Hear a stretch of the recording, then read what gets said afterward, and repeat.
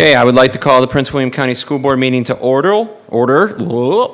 Can I get approval for the closed session agenda, please? A motion is in order for the approval of the closed session of the agenda. Mr. Chairman, I move that the Prince William County School Board approve the closed session agenda as recommended. Mr. Deutsch, thank you. Do I have a second? Mr. Chairman, a second. Thank you, Mr. Trenum. Any discussion? Looks good. Please vote.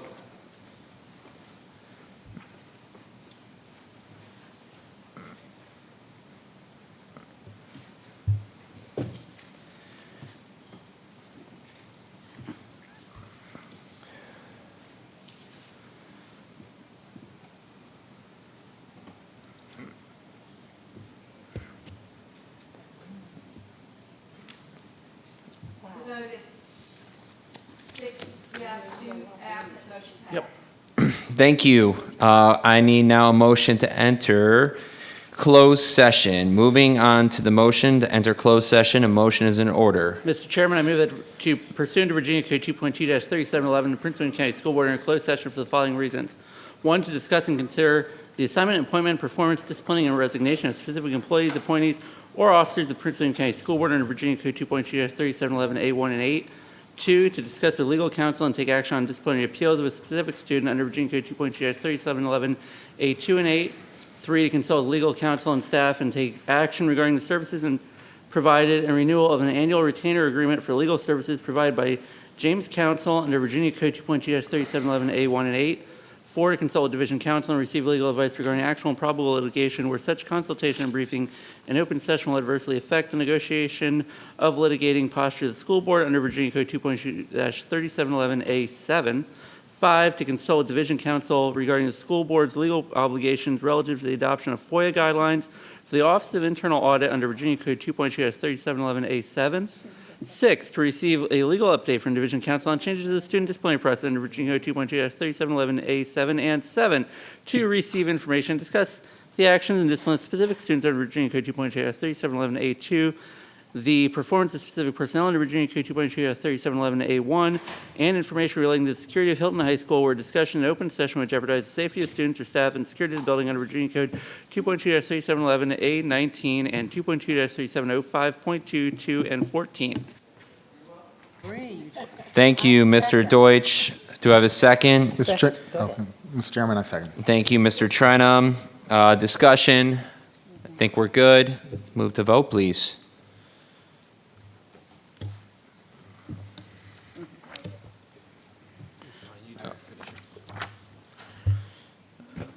The vote is 6 yes, 2 absent, motion passed. Okay, the Prince William County School Board will now enter closed session, return to open session in approximately 1 hour. The Prince William County School Board is now returning to open session from closed session. We should have some closed session action items under number 7. Did you get them or not yet? Okay. We'll take a minute to... Does Debbie need them? Okay. Allison, you want to make the motion?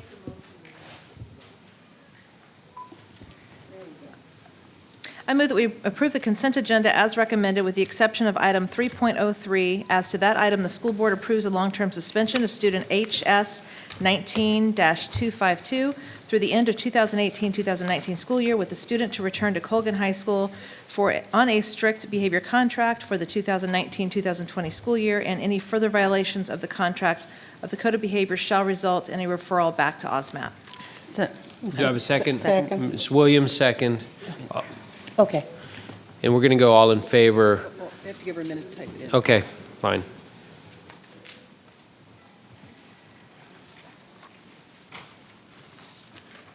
Sorry.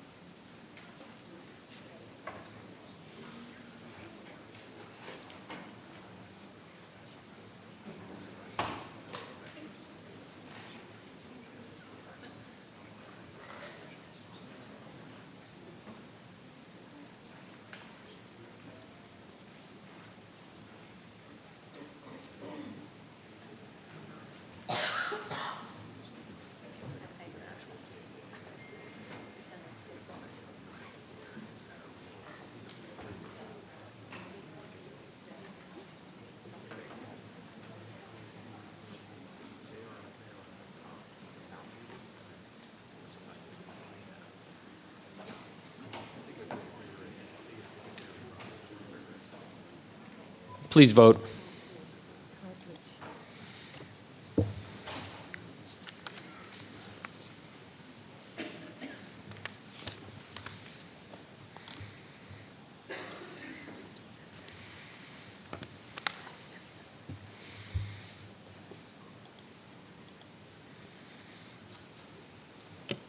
The vote is 8 yes, unanimous, motion passed.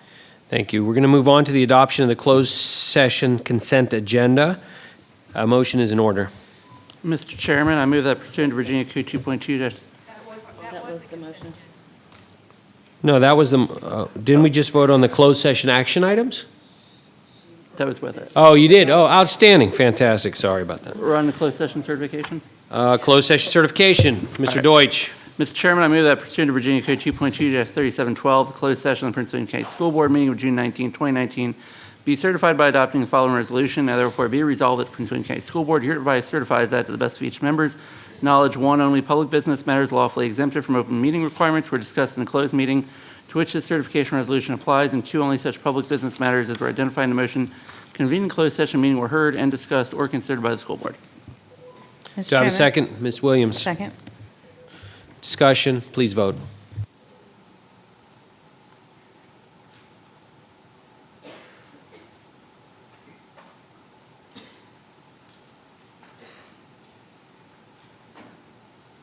The vote is 8 yes, unanimous, motion passed. Okay, next is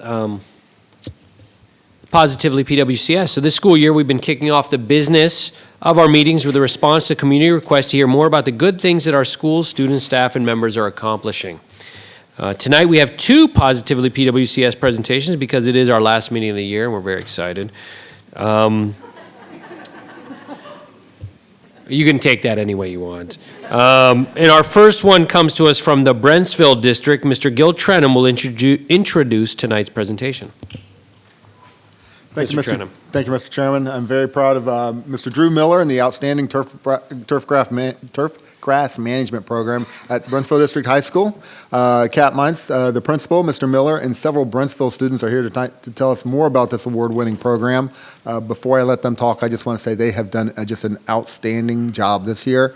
I may steal a little bit of the thunder, but the awards we're talking about are national-level awards. If you didn't see the slides earlier, they've been going to some of the other schools and painting the fields for homecoming games and just spreading the good word countywide. So with no further ado, Ms. Mines, Mr. Miller, take it away. Mr. Trenum, thank you. School Board, thank you for sharing some of your time with us tonight. I am very proud to be here to represent the Brentsville Horticulture Program and have these fine students and Mr. Miller with me. We're going to talk about what it's actually been branded, and Mr. Miller and I have an inside joke about this, but he knew it needed to be marketed, and so there is the Brentsville Turf official logo. I want to give you a bit of history about the program. Years ago, I met with people from the CTE office at Central Office, and we talked about what was coming in the future and what jobs needed to be filled. And we felt we really needed to rebrand what was called the agriculture program at the time.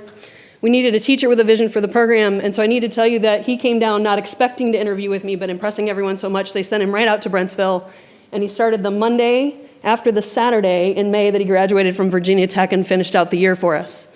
That was in 16-17 when they were just under 100 students in the program. As we head into next year, you'll see that our numbers have almost doubled.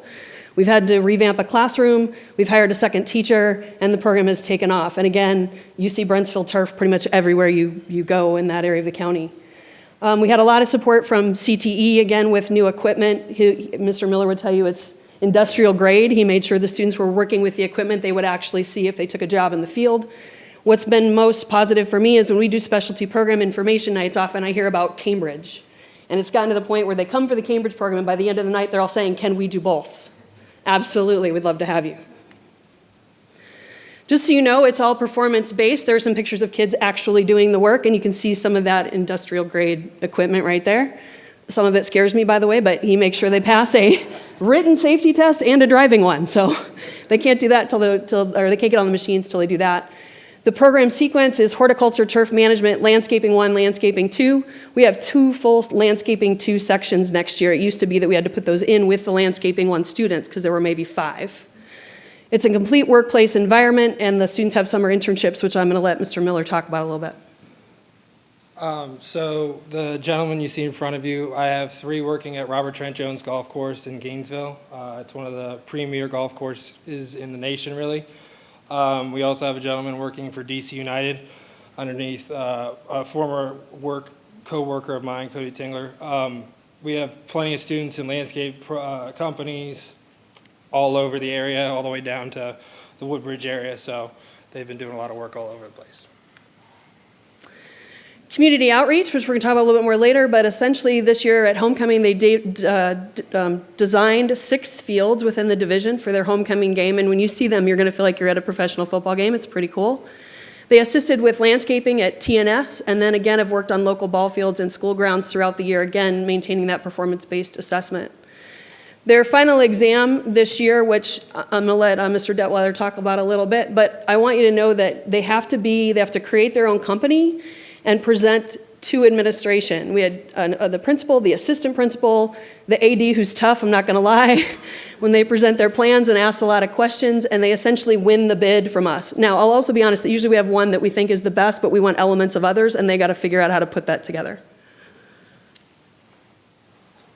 Hello, I'm Stephen Detweiler, and as Ms. Mines said, it was a project that we had to present to everyone to fill in this empty gray space we had in our field.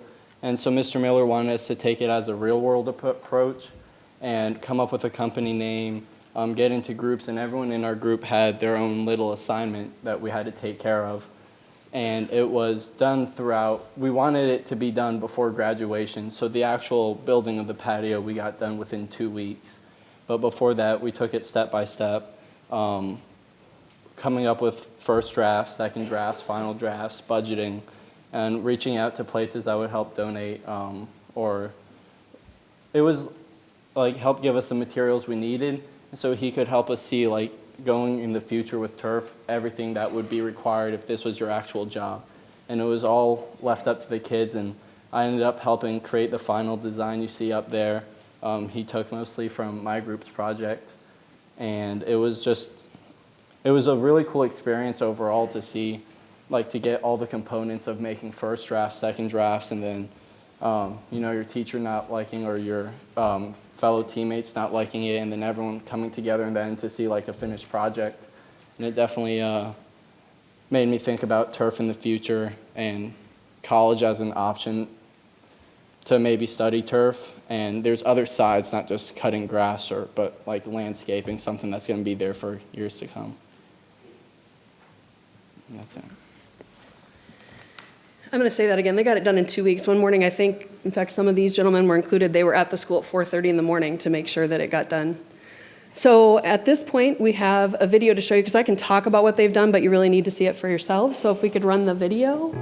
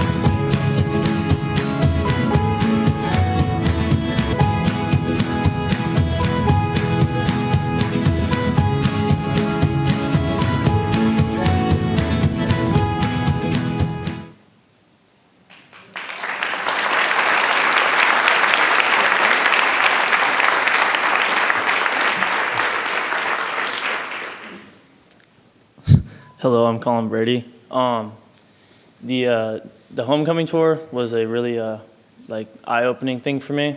because it really showed me like what I wanted to do in the future and to pursue a degree in turf grass management at Virginia Tech and Penn State. I really enjoyed working with like my classmates and my teacher and learning about like new designs and stuff like that, and not just working on my own field, but working on other people's field and working with different like athletic directors and stuff like that around the county.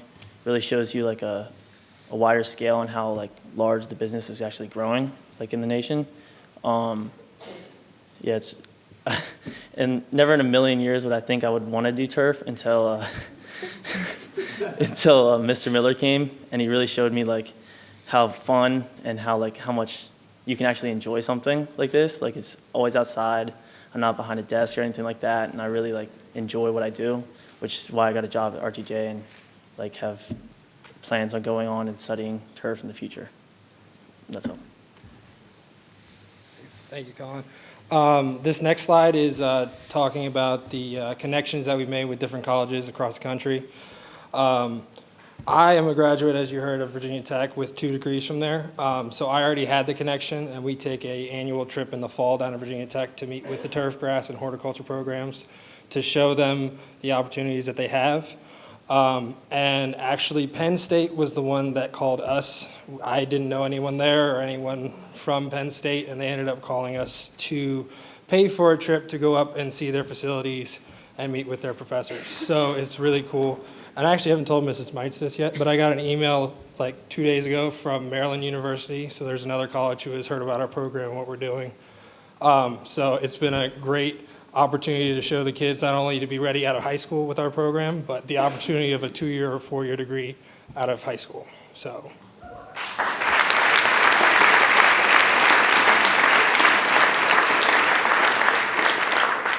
So we're almost there, I promise, but I do want to add something about Virginia Tech. I go to Virginia Tech with them every year, and one of my favorite parts is there's always a kid on the trip that didn't think college was for them.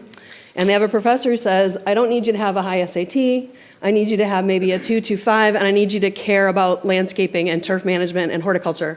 And about midway through the trip, there's always a senior that's step by step with me saying, what do I need to do? I want to graduate. What do I need to do? Oh, I'm going to get teary about that, because, sorry, great moment.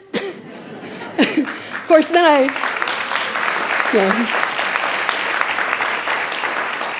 Of course, then I'm chasing them down all year saying, remember what you said, so get that test taken care of, but it all pays off. Another big thing that has happened is we've formed, and again, thanks to Mr. Miller, partnerships with Game Day, who has us testing some dormant sprigging operations, and then Farm Bureau, I don't know if you heard, we had a big meeting with them, and they ultimately donated us $20,000 to help buy more equipment for the program.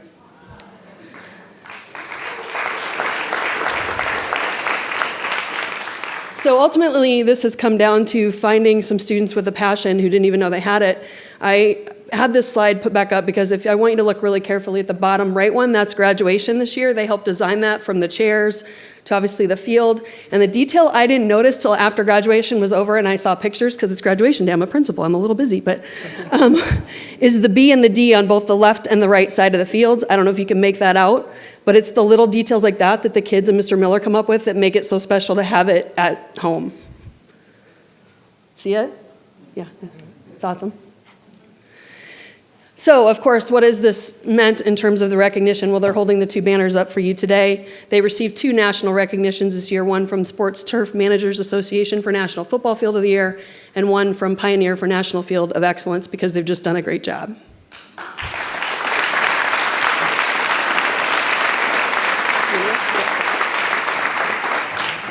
Hi, I'm John Carrianis, and I am a rising senior at Brentsville. I'm the vice president of the program. And 3 years ago, I initially started at Brentsville in the Cambridge program, and I heard all these stories when Mr. Miller got there towards the end of the year about how awesome of a teacher he was, how he made the class fun when most people really wouldn't think this is a fun thing to do. And he made it fun. So I kind of thought about it. I was like, my brother was in the program, and he was telling me these stories, also my friends, and I thought about it. And I was like, you know what, this just seems like my kind of thing to do. And I applied to the program, and this past year was actually my first year in the program, and I just kind of went all in. I worked last summer at, like Mr. Miller said, at Robert Trent Jones Golf Club. And this year is my second year working there. And I just really had a great experience in the class, kind of contrasting the things I learned at work and in the class and out on the fields. And it was an overall just great experience, and just can't wait for this next year at the golf course and in his class. And just great, just a great experience. So thank you.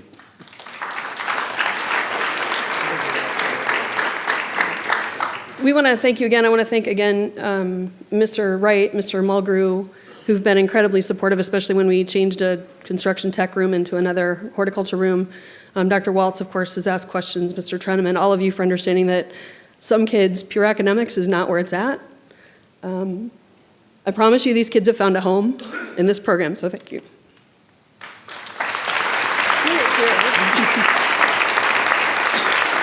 Okay, come on, guys.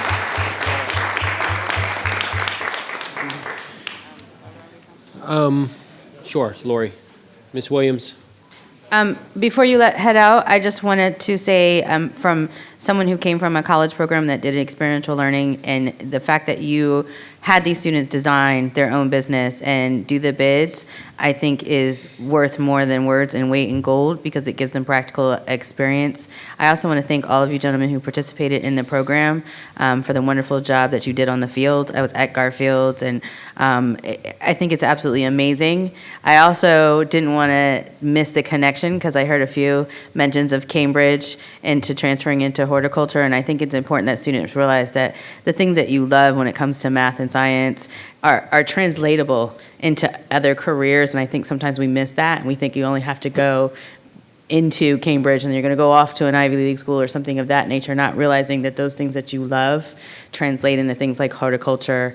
You guys did an amazing job, and it's very exciting for me who loves CTE. I'm also a little jealous because people don't know, but I love like heavy equipment and stuff too, so that's like really cool. And I love that we as a school division are empowering our students and knowing and believing in you enough to operate that equipment and to show that it can be done and leading the way in that. So I just want to thank you for coming and sharing your experience. I'm so impressed. It's so awesome.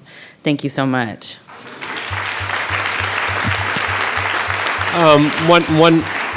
Mr. Trenum, if you guys don't mind staying, there's a couple comments. Mr. Trenum? Thank you, Mr. Chairman. I was just going to say, Ms. Williams, I'm sure that if you want to make a trip over there, I'm sure that Mr. Miller can find something for you to operate. I mean, you know. Okay, I'm willing to do that if you'll let me drive something. I'm just saying. So, one point on Principal Capmines, thank you. And I think it's important for the public here and the public watching on TV.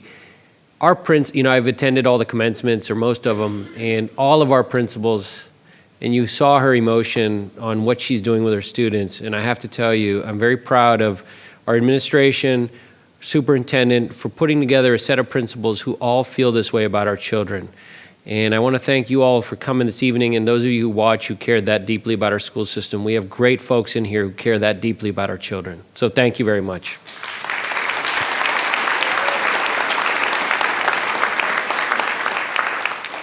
Okay, next we will have another Positively PWCS presentation, which will be introduced by Mrs. Jessie of the Occoquan District. Thank you. I belong to a sorority, Delta Sigma Theta sorority. So 2 of my sorority sisters came to my home and said, I want to share something with you, and I want to do something for the school system. And I was amazed at what they wanted to do. Dr. Vanessa Gaddis and Joyce Jr. have formed a foundation, and they said, we want to feed children in Prince William County.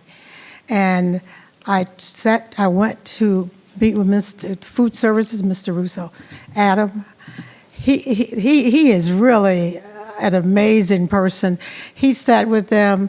We didn't have anything formed, and so I'd like for them to come to the podium and explain this new venture called the Chow Wagon and where they're going to take it.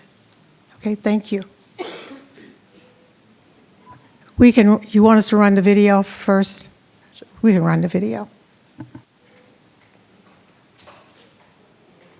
Hi, I'm Dr. Vanessa Gaddis. I am the president and CEO of the Prince William County Community Foundation, and this is our chow wagon here. So we want to help improve the quality of life of the residents here in Prince William County. And one of our initiatives is our Combating Hunger on Wheels initiative, or our chow initiative. And one of the things we've done is we've partnered with the Prince William County schools to provide meals to kids 18 and under during the summer months. There are about 14,000 kids in our community who will go hungry during the summer because they don't get that nourishing food that they normally get during the school year. And so what we're going to do is we're going to help provide food to kids during the summer months. So we'll provide 2 meals a day, breakfast and lunch, from June the 17th to August the 23rd, 5 days a week, to kids in our community to help combat food insecurity that exists. One of the things that we really want to do is help eradicate childhood hunger in our community.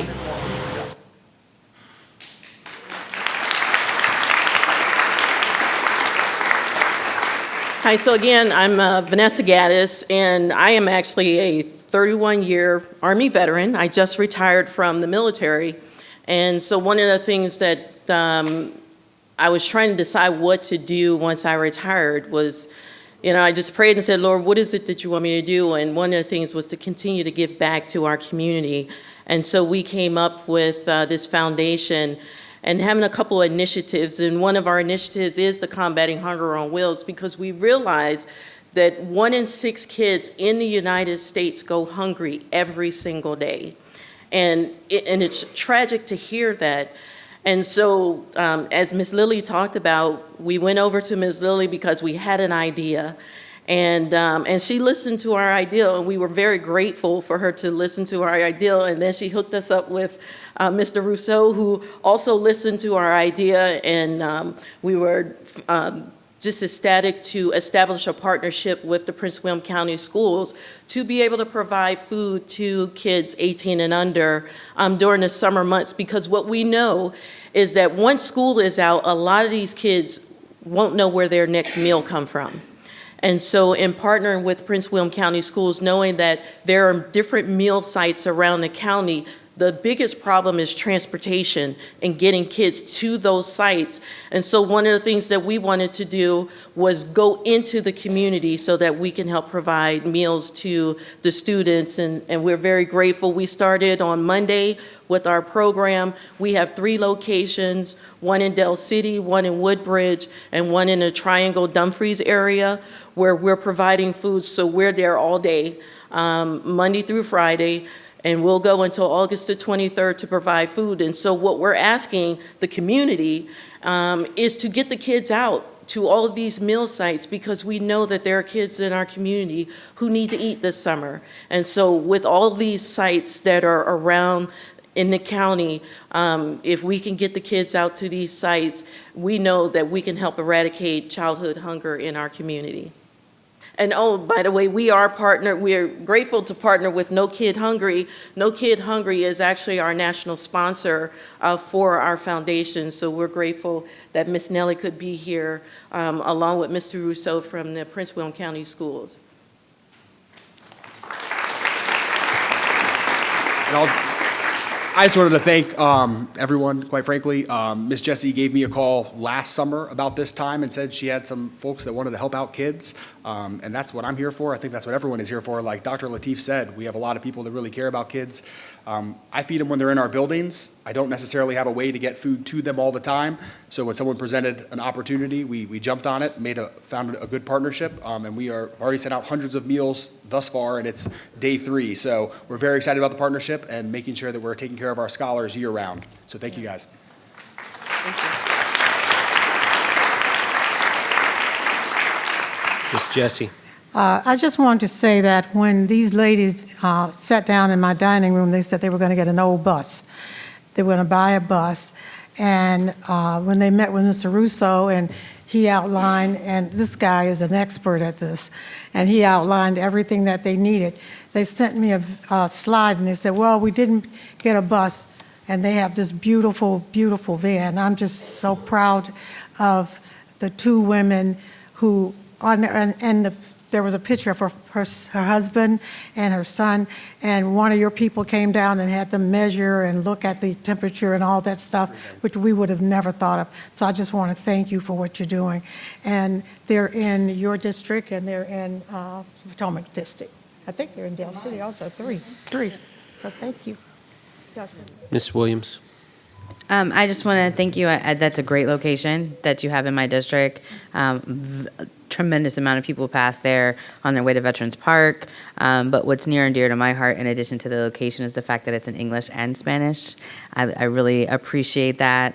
And I would love to be happy to help if I could in the summer months with spreading the word. I'm very thankful that you took this initiative, and Mr. Russo, you're fabulous always with any question or concern I brought to you, and I know you did a great job in assisting these ladies, and again, I'm just very appreciative of our staff and of you and your partner's initiative to really get out there and be in the community, because it is hard for us as a school division to reach everyone. We do have those meal sites, and in addition to that, the gap week that you were able to feel between when our summer food program starts and coming in this week, because that means more kids were able to eat this week and didn't have to wait another week. Right. So thank you. Ms. Ralston? Thank you. I want to thank you. I am a member of the Boys and Girls Club at the Hilton, and it's so good to have you and that we can work together. The board there would thank you if they were sitting here tonight. So thanks very much for your service. Okay, thank you, Dr. Gaddis. Mr. Russo, quick story. My son and his son share second grade together, and my son lobbies Mr. Russo regularly on the food services. But I shared with my son about the great work you guys are doing, and he fully supports it. So thank you so much. Thank you. Thank you. You know, one of the things, if I could one of the things we've had quite a few other organizations that have requested for us to provide food for them across Prince William County, so not only in these 3 locations. So one of the things we're looking at on next year is expanding. So we want to buy some more vehicles. So any type of help that we could get, we definitely appreciate it. Will do. Ms. Williams? Just because I love coordinated programs. You know, we have a culinary program that we graduate some students to. It might be a good summer opportunity for them. Not that I'm plugging culinary or anything or bias, but you know. Thank you. Thank you. Okay, thank you. Thank you so much. Next, we're going to go to 11.01 on our agenda, which is the 13th high school boundaries. This will be the public hearing for proposed student housing attendance area recommendations, 13th high school. I declare that a public hearing is now open on the subject of high school attendance area modifications that result from the opening of the 13th high school for the 2021-22 school year. Any citizen who has signed up to speak on this matter may do so at this time. You will have 3 minutes to speak, and the clerk will keep the time. The lights on the monitor will indicate your progress. The yellow light will signify that you should sum up your position. Red indicates your time is up and you should stop. Please use proper decorum and manners while at the podium. If you do not do so, you'll be asked to step aside. Please give your name and address for the record when you approach the podium. We have a lot of folks speaking, and so I will be gently firm on asking you at the 3-minute mark, please stop, because we really want to give everyone enough time. The first speaker, and we can, I don't know if they're lined up or if they want to come up front, I'll announce the first 10 speakers and then come up and take a seat. Doug Tran, Julius and Janine Burgess, Shavik Biswak, Brian Belke, Brad Moses, Allison Griffin, Tony DePasquale, Cynthia Garrison, Cozy Bailey, and Joe Klaus. First speaker will be Doug Tran.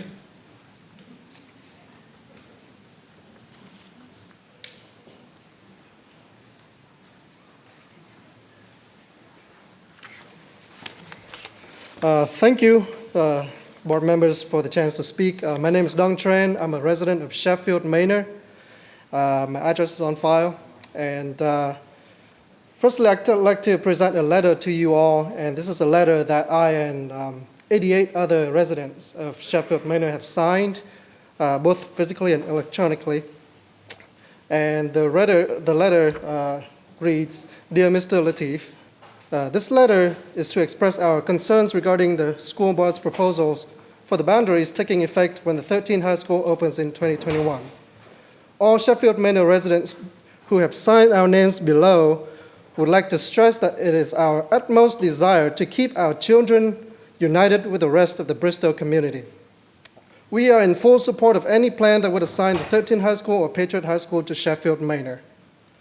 Sincerely, all Sheffield Manor residents who have signed this letter. And I have the letter here with all the signatures, and I will hand that over after my speech.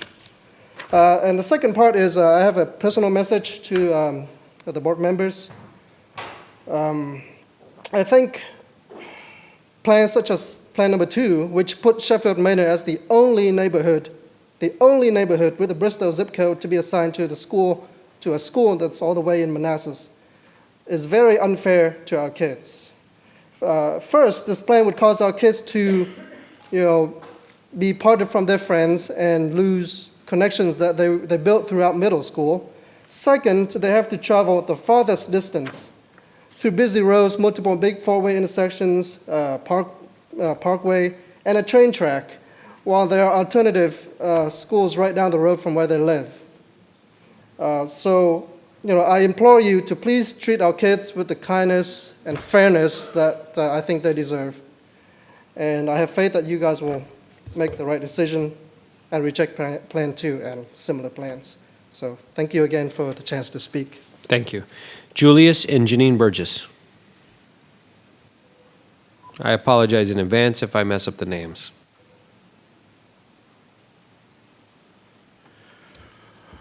Thank you. Good afternoon, Board, and thank you for the opportunity to speak. My name is Julius Burgess. My address is on record.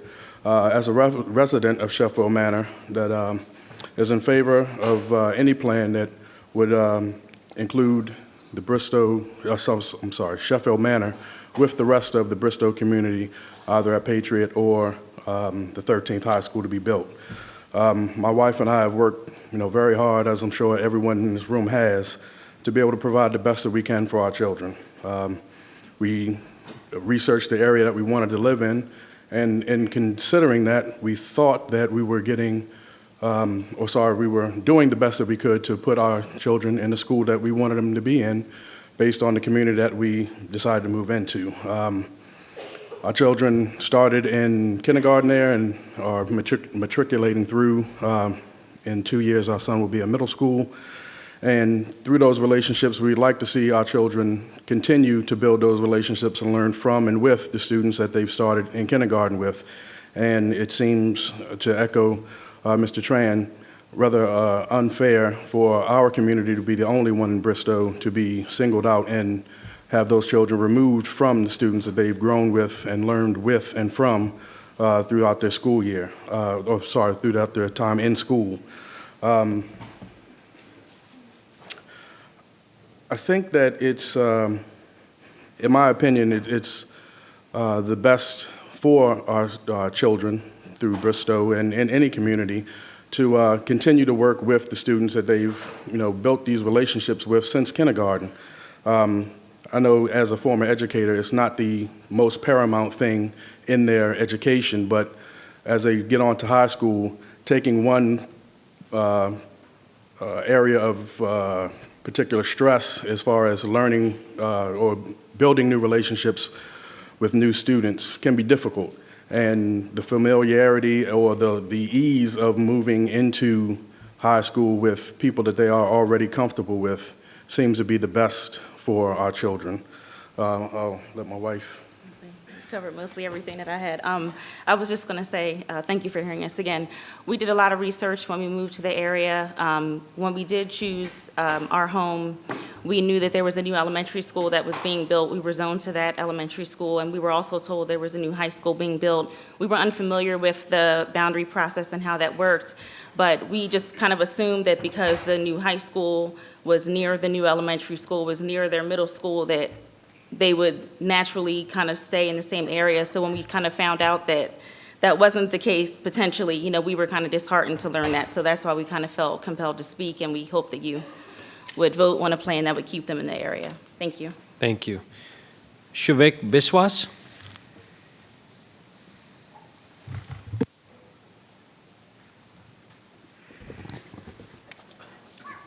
Chairman Lateef, school board members, Dr. Waltz, my name is Shovik Biswas, and my address is on file. I'm a resident of Victory Lakes, and I stand before you today to express my support for Plan B that has been proposed by Mr. Trenum. Ever since this boundary process for the 13th high school began, Victory Lakes has been consistent in its request to be zoned for Patriot High School. We have advocated for this change because we simply want what other communities in this county generally receive: a chance to attend the school closest to our neighborhood and a chance for our kids to attend high school with students that they have grown up with. But our advocacy for the plans produced by the Planning Department and Mr. Trenum doesn't mean that Victory Lakes does not care about diversity or the plight of economically disadvantaged students. To the contrary, the majority simply do not believe that school boundaries are an effective tool to correct a problem that is festering in our county. If we want socioeconomic diversity in our schools, then we must have socioeconomic diversity in our communities. As the population of Western Prince William County rises, we are seeing economically disadvantaged communities being concentrated and isolated into a particular geographic area.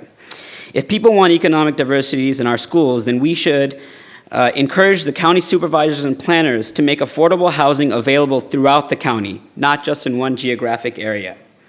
Using school boundaries to remedy systemic economic isolation can do little to meaningfully correct the issue because the situation currently is fluid and constantly changing. The fact of the matter is, we don't know what the ethnic and economic makeup of Western Prince William County will be like in 10 or 20 years from now. To use semi-permanent school boundaries to try and correct a problem as it is currently manifested, and that will be changing through the years, is short-sighted and is like watching the dog chase its own tail. Over the past 3 months, many people smarter than I have sat down with the planning department to try and craft boundary plans that seek to balance socioeconomic diversity. None of them have been successful at producing such a plan, and the reason is plain. Boundaries are an inadequate tool to address this problem. Instead, the school board and the Board of County Supervisors should utilize the tools at its disposal that will best address the needs of economically disadvantaged communities and promote socioeconomic diversity at all schools in this county. Funding. Funding should be used to ensure that all obstacles of learning are removed for LEP and ED students. Funding should be used to ensure equity amongst all the high schools in the county by ensuring that our older schools have the facilities and programs that will attract students to them from a variety of communities in the county. I support Mr. Trenum's Plan 1B and encourage the school members to vote for it because it optimizes proximity and balances enrollment using what I believe are better assumptions about future enrollment in this county.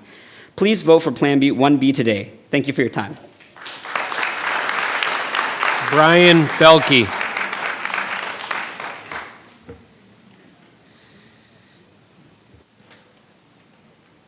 Brian Belke.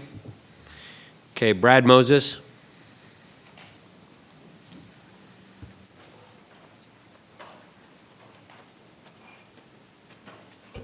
Hello, my name is Brad Moses, and my address is also on record. I'm a member of the Independence community, and like my prior speakers from our neighbors in Sheffield Manor, we're a small community that feels kind of like we're being pushed around by the process. We're projected to only have 95 high school students in the 2023 to 24 school year.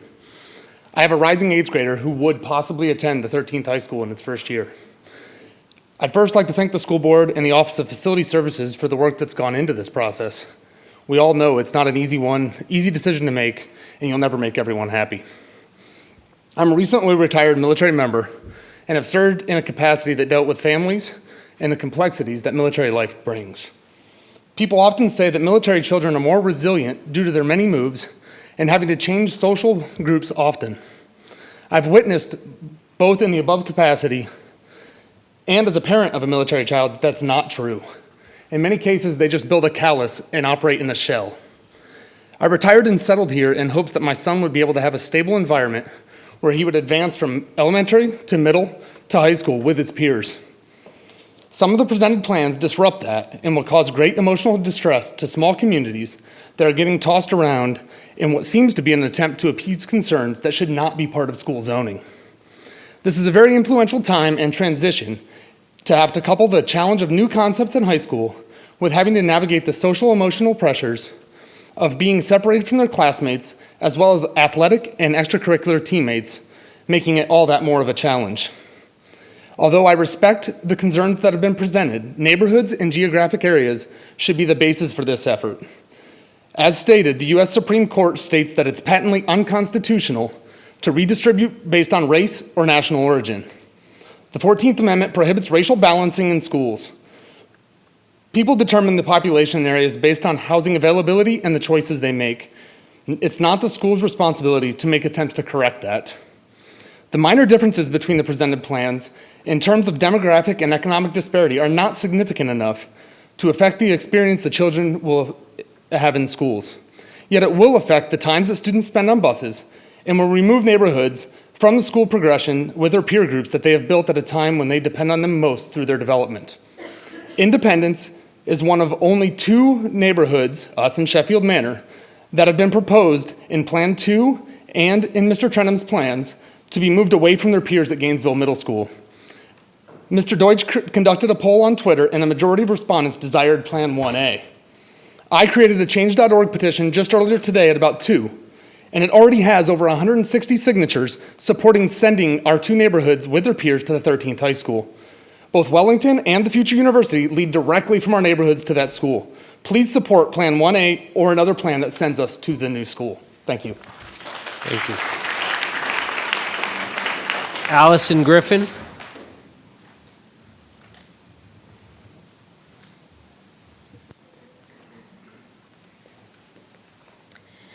Good evening. Excuse me, Dr. Lateef, Dr. Waltz, and members of the school board. Thanks for the opportunity to speak tonight. My name is Allison Griffin. I'm a lifelong resident of Prince William County, manager of a local small business, homeowner, and a parent who resides in Sheffield Manor, and a proud graduate of Stonewall Jackson High School. I'm speaking tonight to ensure that the voices of all Sheffield Manor residents are heard in the conversation regarding boundaries for the 13th high school. I believe it's disingenuous to say that you want your child to go to school closer to home when the distance from your home to the 3 nearest schools is roughly equal, or to want your kids to stay together with others from the Bristow community when your neighborhood has always been part of the Stonewall school community. My best adult friends were made at Stonewall. We did not, we did not start out in elementary school together. We came from different backgrounds and different neighborhoods, and we had Stonewall to bring us together. Diversity, opportunity, and academic rigor are the hallmarks of this school. We should all want our kids to go to a place with amazing opportunities. Stonewall is this place with amazing programs, faculty, administrators, staff, alumni, parents, community, and students. Graduates of Stonewall regularly accepted to and attend Ivy League schools receive freshman year credit for IB and AP test scores. The current class president of Virginia Tech, current school president of Virginia Tech and UVA are Stonewall grads. Our community is lucky to be able to send our children to Stonewall. I hope that will continue to be the case, with whichever boundaries are decided upon. Thank you for your time.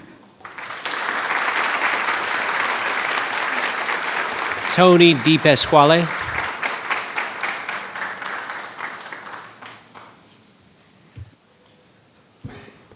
Members of the school board, thank you very much for giving me the time today to speak. My name is Tony DePasquale. My address is on file. I am a resident of the Piedmont South community. I attended one of the school board meetings, not one of the school board meetings, but one of the community meetings that we had at Stonewall Jackson last month, as well as your school board meeting 2 weeks ago. When we first started this process, 2 issues were raised immediately. There was concern that most of the plans that were put forth were skewing things unnecessarily at one end of the spectrum with Stonewall Jackson and skewing things at the other end of the spectrum with Battlefield High School. Since then, a lot of these discussions have tilted towards one end. We focused on a lot of the issues there, and those are very real. None of the plans that have come forth proposed to this board have done anything to address any of the issues on the other end of the spectrum. And as a resident of Piedmont South, as the vice president of our homeowners association, and as a veteran of a school zoning process with this own board 6 years ago, I can say I'm disappointed that we haven't taken those things into consideration. You all have put forth a number of criteria that you're using for selecting the decisions that are being made for these schools. You talk about capacity, you talk about demographics, transportation, you talk about disruption in local communities, and the logical progression of students along the way. My community, which is 2 miles away from Battlefield High School and does not want to move, is being moved to address one of those criteria, and one of those criteria only: capacity. If that is your sole factor, say so. Own that, stand up in front and say that we're making this decision solely on capacity. But if you were going to put up those 5 to 6 factors and say that these are the drivers of the decision, and the demographic considerations, the transportation considerations, the neighborhood disruptions, and the progression are all better addressed by keeping my community in Battlefield, let's be upfront about that and let's address that issue. I know this is the 11th hour. I know we're not going to change and make a brand new plan at this hour, and I'm not asking you to. What I am saying is, as you evaluate all these plans that are before you tonight, whichever plan you select, you have an opportunity to address demographics, ethnic and economic diversity, to address transportation, to address disruption of neighborhoods, and to address the geographic progression by keeping my community, Piedmont South, with Battlefield. It doesn't need to be a brand new plan. You don't need a plan 3, 4, or 5. You can take any one of those existing plans and address your own criteria for these schools, your own criteria for the selection process by allowing Piedmont South to remain in Battlefield. Thank you very much. Cynthia Garrison.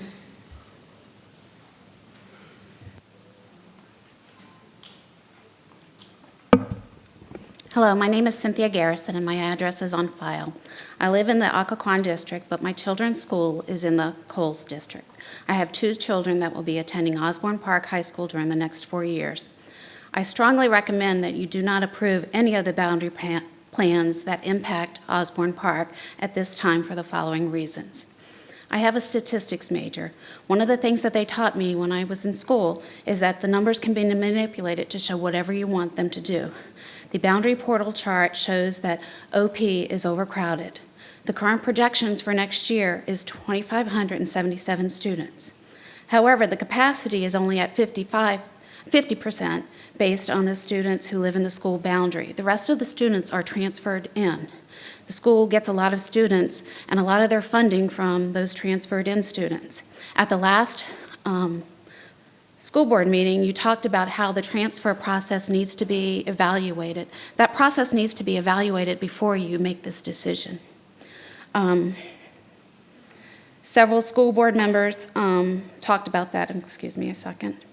I attend every OP PAC meeting. Mr. Deutsch, you were at the May meeting, where numerous parents voiced concerns with the proposed plans and process. Mr. Deutsch asked the parents if they thought that OP should be brought into this boundary decision, and it was almost unanimous, and I think it might have been unanimous, that they said no. We were all surprised when we saw that OP has been brought into this process. The numbers, again, this does not support numbers that are real. These numbers are put together to show what you want them to show, and so that you can make decisions for these plans for the wrong reasons. Osborne Park took a huge hit when Colgan opened. Numbers for economically disadvantaged ESL and minority students increased. Since changes were made last minute, minutes before the vote, the citizens were not aware and nor were able to comment on this impact, and it has a big impact on OP. There has to be a better way to balance the diversity on the west end. OP is either on the west end when you need it to be or on the east end when you need it to be. It's centrally located. I received an email stating your child attends a school that could be impacted by the change in the school boundaries. However, when I entered my address, it says no results. I assume that is because my children's school won't be changing. However, increasing the number of students at OP increases the class size and therefore impacts my children. If a plan has students moving to a school that is already indicated as overcrowded, then that plan should not be approved. Thank you for your time today. Cozy Bailey.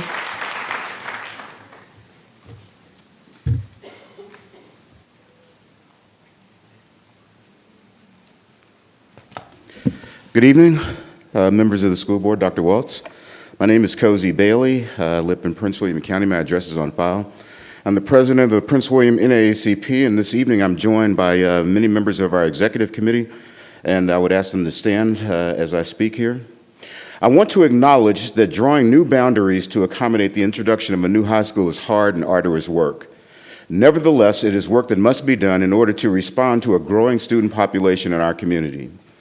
We have followed the development of the alternative plans with keen interest. And during this process, we've become aware of a subtle anomaly in Regulation 264-2, which lays out the boundary planning process. As it relates to balancing enrollments to within 15% of capacity and minimizing the number of times and areas reassigned to different schools, facilitating efficient transport of students and avoiding splitting small neighborhoods, and improving the geographic progression of communities from elementary to high school, the regulation says that each plan will attempt to meet those goals. But regarding the demographic balance, the regulation says it will be considered. We consider this language difference to be significant and most likely intentional, and perhaps for a good reason. We plan to schedule a focused meeting with competent authority from the school system staff at a later date to better understand how and why this language was decided upon. That said, I want to be clear. Our rejection of previously submitted plans, including the latest submitted plan, is based on our concern that underserved and special needs students would adversely be affected by any and all of the alternative plans. While we don't understand or disagree with some of the rationale given for the recommended plans, we take it on face value that all concerned have the best interests of all students as their primary goal. Now, assuming that to be true, we strongly recommend that as you make a 13th high school boundary decision, that you simultaneously resolve to adjust the 2020 budget in order to direct additional supplemental funding to schools with large numbers of economically disadvantaged students. We believe that such an adjustment which should be adopted immediately as a way of addressing long-standing inequities in our county's education process. My understanding is that you may have received a proposal recommending similar action. Please know that the Prince William NAACP is an organization made up of over 600 residents of this community who are passionate about achieving equitable treatment for all students in their pursuit of educational excellence. We know that you have the same goal, and we will continue to partner with you in pursuit of that goal. Thank you very much. Jill Klaus.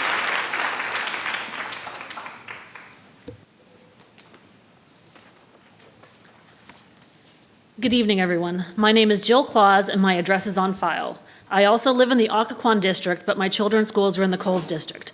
I have a recent graduate and a rising sophomore. I spoke at the last meeting, and my views have not changed. I would like OP left out of this boundary change process. OP took a huge hit when Colgan opened. We were assured that only a certain number of personnel would leave for the new school. That number was reached and continued to be surpassed. Then teachers were destaffed because there was no longer enough students for them to teach, and some of them went to the new school.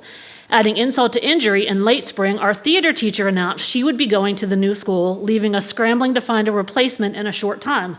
Luckily, OP was resilient. An amazing theater teacher, Mrs. Maxted, was hired. In 3 short years, OP was able to win its first CAPI, and a musical theater class will be taught at the school next year.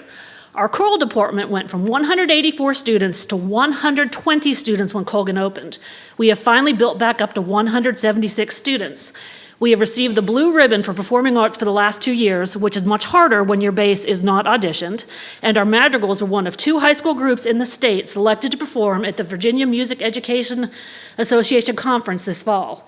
It has taken OP 3 full years to recover. The graduating senior class had 473 students.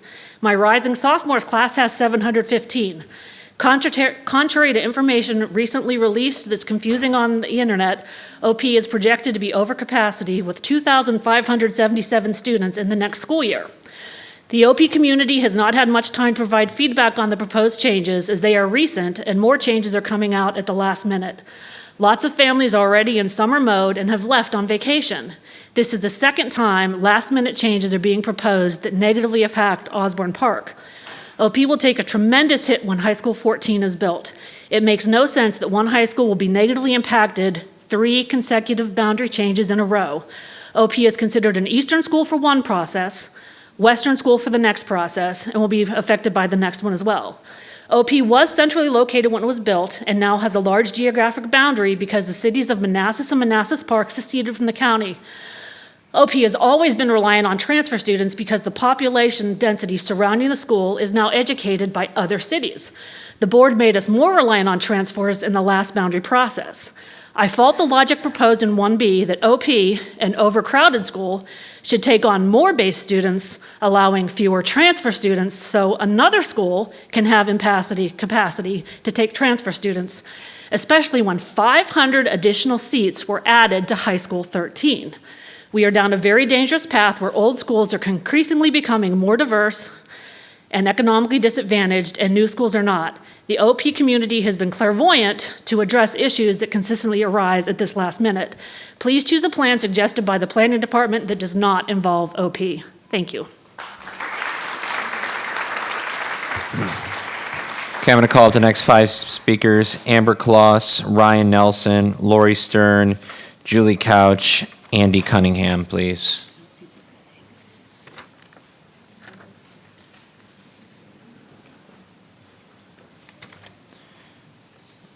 Amber, whenever you're ready. Okay. So, hi, my name is Amber Kloss, and my address is on file. I am a recent graduate of Osborne Park High School. So, to give a little context about myself, I was the Secretary General of my school's Model United Nation Club. I graduated with a biotech diploma, and I'm a Girl Scout Gold Award recipient. So, after experiencing 4 years at OP, I would like to tell you about how the opening of Colgan affected me. Freshman year, I was in a math class in a trailer. It was quite an odd experience for a freshman that already got lost in the big circle that is OP. I remember the rainy days quite well. They were not fun. This school was already over capacity at this point. My sophomore year was the worst year I had in high school. Almost all my friends went to Colgan. And I think it's important to mention that 5 of my freshman year teachers left and went to Colgan. Some of them didn't have a choice because they were destaffed. The hallways that year were empty, and though it was never talked about, there was always this kind of melancholy atmosphere the first few months after the Colgan opening. Junior year, the class was a lot larger, and the hallways were noticeably more people in them. My senior year, the freshman class was massive. There were constant traffic jams near the staircases, and it was very challenging to move between classes at certain times. Reflecting back on high school, one of the biggest letdowns occurred when the home OP versus Colgan football game was moved due to rain to the Colgan because they had a turf field. I was viscerally reminded that the school that took away almost all my friends and depleted resources from our booster clubs also has courtyards and windows and was rumored to have better facilities and science labs than the biotech school. It not only created unnecessary drama, but also reinforced some of the elite views of the students that left OP for Colgan. Despite the initial loss of students, OP has managed to regain the students it's lost. My graduating senior class only had 473 students. The rising freshman class has 700. The sophomore class next year has 715. The junior class has 607, and the senior class has 555. That is 2,577 projected students. Based on my experiences in the hallway and the projected influx of the new students, the school will feel overcrowded and, more importantly, actually be over capacity since the design capacity is 2,430. All of these numbers came from a friend in the Principal's Advisory Council who could not be here tonight. Please leave OP out of this boundary change and don't make us go even more over capacity just to drain us when the 14th high school opens. Thank you. Thank you, Amber. Ryan Nelson.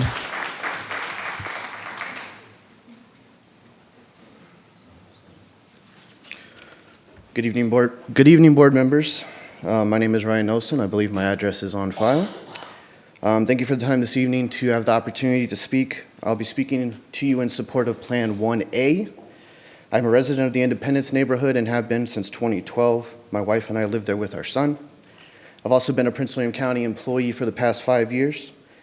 Overall, we love our community. We've been pleased with living here over the past 7 years.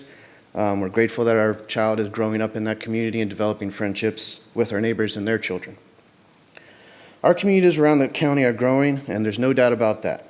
A community of choice. That's what our county strives to be every single day. We have before us a chance to really show that to our residents, and it's fairly simple for me. Plan 1A keeps our children safe, together, and diverse. Safe by allowing our kids to go to the closest high school to our neighborhood. Not to mention with the extension of University Boulevard coming through the pipes, it will essentially give a direct route to the new high school and keep our kids off multiple busy roads, including 234 bypass. Both my wife and I know what it's like to commute to a high school that is nowhere near our house. She grew up in Fairfax County, had to commute to a high school 20 minutes away, and the closest one was only 5 minutes from her house. Also, for me, growing up in the Hampton Roads area, also had a commute about the same. Closest high school was 10 minutes to my house. These longer commute times and having to drive on busy roads will be a nightmare for our kids to have to try and navigate through. Plan 1A also keeps our kids together by allowing our school-age families to stay together throughout the entire public education process. For example, with Plan 2, we are the only community, or one of the only communities, that will be going to both Chris Young Elementary and Gainesville Middle School, but yet have to go to Stonewall Jackson after middle school. This not only divides our community from others, but it also ultimately will separate our children from their friendships developed between going to those first two schools. Diverse. Plan 1A does not obstruct the diversity of any of the surrounding high schools by any drastic measure. It continues to include kids from all the diverse communities around us. Both my wife and I are huge supporters of diversity in schools. Her growing up in Fairfax, probably one of the most diverse counties in the state. She was very well-versed in diversity, and it enriched her educational experience. Our community at Independence is small. It is not going to drastically impact the demographic scale that much by us not being zoned for Stonewall Jackson with Plan 1A. In my opinion right now, our community at Independence is being ignored in these plan considerations. Although our community is small, our voices will be heard. All that being said, thank you for your time and consideration and our support for Plan 1A. I know I joined a majority of my neighbors in my community in support of this plan, even those who could not be here to speak tonight. So I appreciate that, and thank you for your time. Thank you. Lori Stern. Good evening. I'm Lori Stern, a Prince William County educator for 31 years, whose home for the next and final 5 years is Stonewall Jackson High School. My address is on file. During this process, I've been overwhelmed with pride in the students who've stood up for their school, and it has been a highlight of my long career. I've come to realize during the discussions of the boundary proposals that because of the priority of proximity and boundary decisions, Stonewall's demographics are not going to be perfectly balanced. With this truth in mind, I hang on to the hope and the goal that although demographics may not be perfectly balanced, our school board can take steps to alleviate the inequities among our schools that do currently exist. The first steps towards this goal would be to pass Proposal 1B. Members of the Stonewall community who have shared their opinions with me see this proposal, with its creation of space for new specialty programs, as a way to help Stonewall compete for the county's transfer students, and in the long run, begin to balance the demographics. Staff members want a say in this process. There are knowledgeable staff members who want the best for our school, and allowing for staff input is an integral component of my support for this proposal. Secondly, the resolution asks for additional funding for economically disadvantaged students. You've heard examples from students and staff regarding the needs at Stonewall as well as at other schools. The resolution attached to Proposal 1B asks that the budgetary model is adjusted to provide additional funding for school-specific projects in older schools. The lengthy wish list in Appendix A highlights the severe inequities in facilities and resources currently in our schools, and this is where the board can show the Stonewall students that they've been heard. It is interesting to note that if the per-student allocation for economically disadvantaged and English language learners were increased, it would be the single biggest investment in older schools across the district the board has ever provided. Finally, I'd like to thank Dr. Waltz for his comments during the last board meeting about Stonewall. He prefaced his comments with, he didn't want to give a whole lecture about Stonewall, but he kind of did anyway. That clip was shared by many students and staff. They admired Dr. Waltz, and to get that recognition was really validating for them. Because of that, the Stonewall community wants to simply recognize him for being, as we all can agree, the greatest of all time.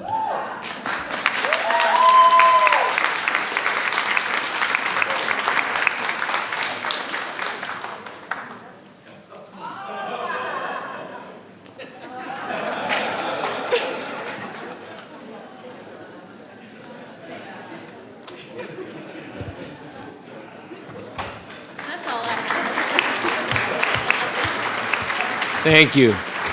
Julie Couch. Hi, I'm Julie Couch, and my address is on file. I'm here to ask you as public educators to realize that Stonewall Jackson and Osborne Park High School are the same modeled school, built about the same time, and lack the same amount of investment. The facilities are in the same shape, and all our older schools lack a funding model that allow for their needs as they have more and more diverse populations. I'm asking you to please not send, per Trenum's plan, vulnerable students from one school that is made vulnerable by bad boundaries, and lack of investment to another school, OP, also made vulnerable by bad boundaries and lack of investment. When there are schools all around it that are well entitled, schools with everything they could ever want that need the diversity, I don't see the point of this. You know, I feel like it's disingenuous to come in now and offer Stonewall things they needed and you knew they needed when you approved the plans for the 13th high school.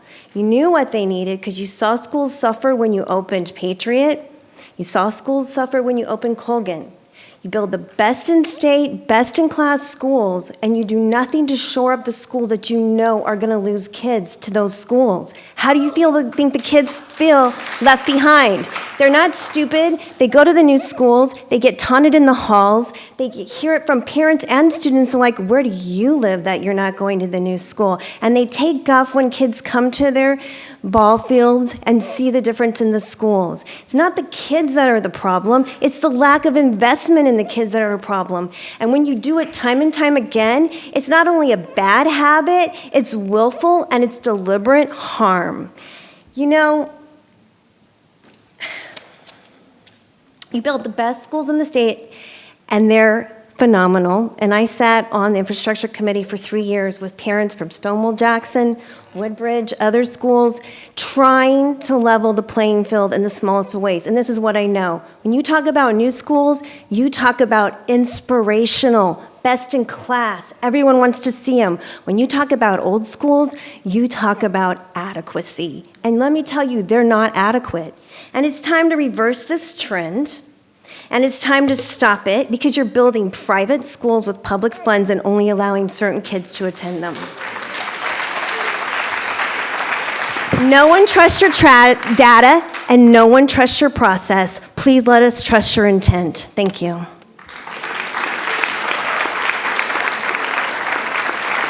Thank you.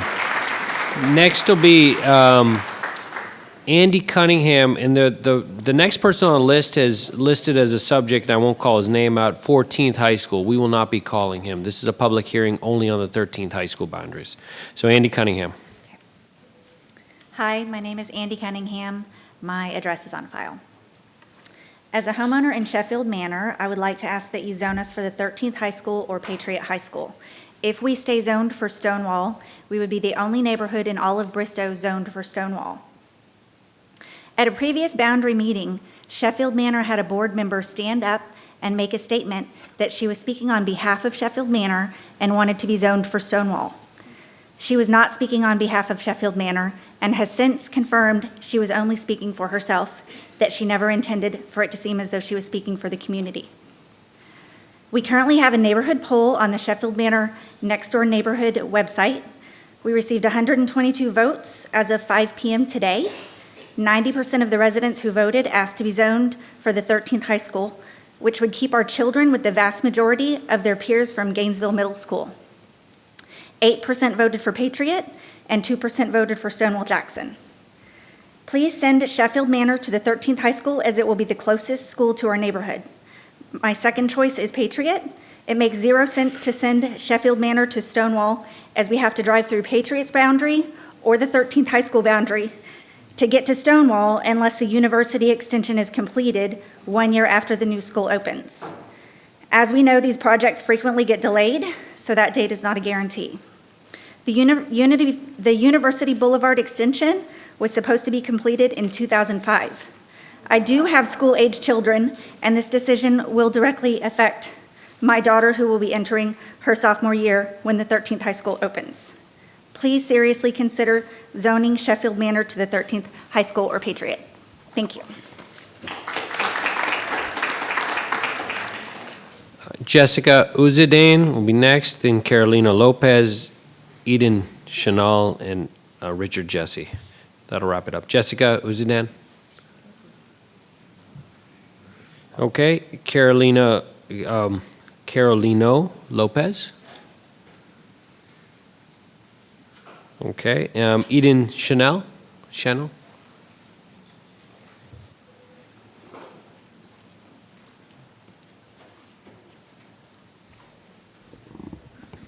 Good evening. My name is Eden Sheenel and my address is on file. I'm a graduated senior from Stonewall Jackson High School as of this school year, and I've had the opportunity to be a part of this discussion from the very first community meeting at my high school, regarding the boundaries for the 13th high school. I've been speaking and representing the Stonewall Jackson student community for that period of time. Most recently, I got to sit with Mr. Deutsch and Mr. Trenum, along with a couple of my teachers, Mr. Ronco and Mrs. Stern, to discuss Plan 1B. I wanted to take a moment to thank Mr. Trenum and Mr. Deutsch for that opportunity to speak with them, along with my lovely teachers, because the opportunity to represent student and community interest in the development of Plan 1B was a wonderful one that I am very grateful for. I appreciated the ways in which you listened to and considered mine and my fellow students' input, as well as the community concerns, allowing the students who are ultimately most affected by these changes and these decisions to be a part of the plan's foundation and growth. I especially appreciated the concern and consideration for Stonewall Jackson High School's community and needs, and as we continue to build up a plan to provide Stonewall Jackson with the support in its programs, infrastructure, and students deserve from the community and the county. Working with you all was a learning experience that I'm very grateful for, and I hope to continue to see positive student board collaboration and community issues in the future. Once again, thank you for your time.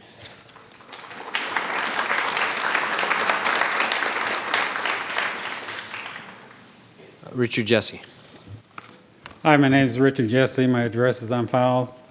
Dr. Lateef, Dr. Waltz. You know, the issue with the 13th high school and so forth, as I've said, I think there's a saying that to learn a new word, you have to hear about 13 times and thing. So this is about my 4th time talking to this board about this matter. You guys on this board need to revise the process.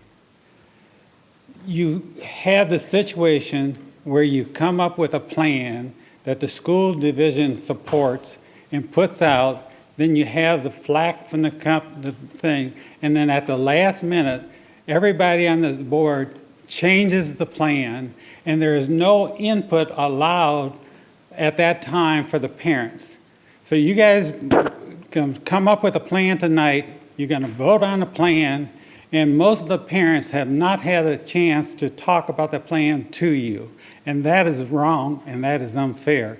And you guys need to put on the agenda the revision to the process, because you're doing it and it's unfair to the public. Dr. Waltz, all I can say on this matter is that the board is responsible for most of this. However, as a superintendent, you have the responsibility to fix some of the problems before they get to this stage. Stonewall has problems. There are good schools, and yes, they have some fantastic programs, but there is a disparity between the educational achievements in that school. And I assure you, if that school was one of the highest performing schools in the county, a lot of these people wouldn't want to be leaving it. But you have a situation where you have an older school with poor facilities, and you also have the school that doesn't always have the same academic performance. And that's something that can be fixed. So I encourage you, board members, to revise the process, stop. You are responsible for this, not the school division. You are responsible for all these meetings and all these folks out here. If you had come up with your plans, talking to the people in the school division first and then presented to the public, you probably would have cut down on a lot of people here tonight. Thank you. Thank you. That will, hold on one second. So I'm gonna close the public hearing, then we're gonna take a 5-minute break before we begin the official meeting. So here we go. There being no other citizens who have signed up to speak on this matter, I declare the public hearing closed. We're gonna take a 5-minute break before the beginning of the official meeting. I would like to call the meeting of the Prince William County School Board to order. At this time, we will have a moment of silence as requested by Allison Satterwhite of the Gainesville District. We can have a moment of silence. Thank you.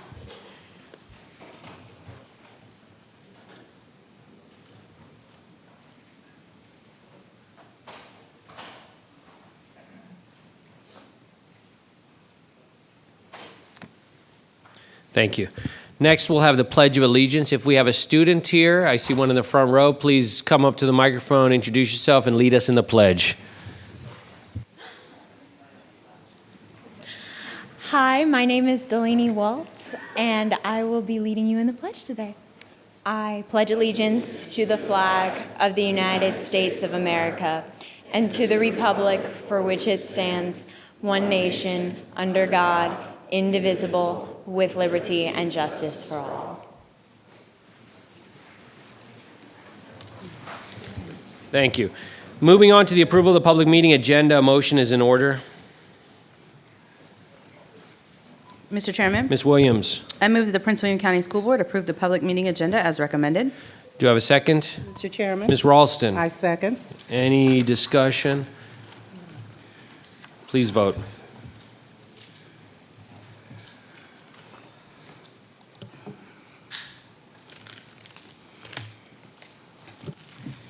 The vote is 8 yes, unanimous, motion passed.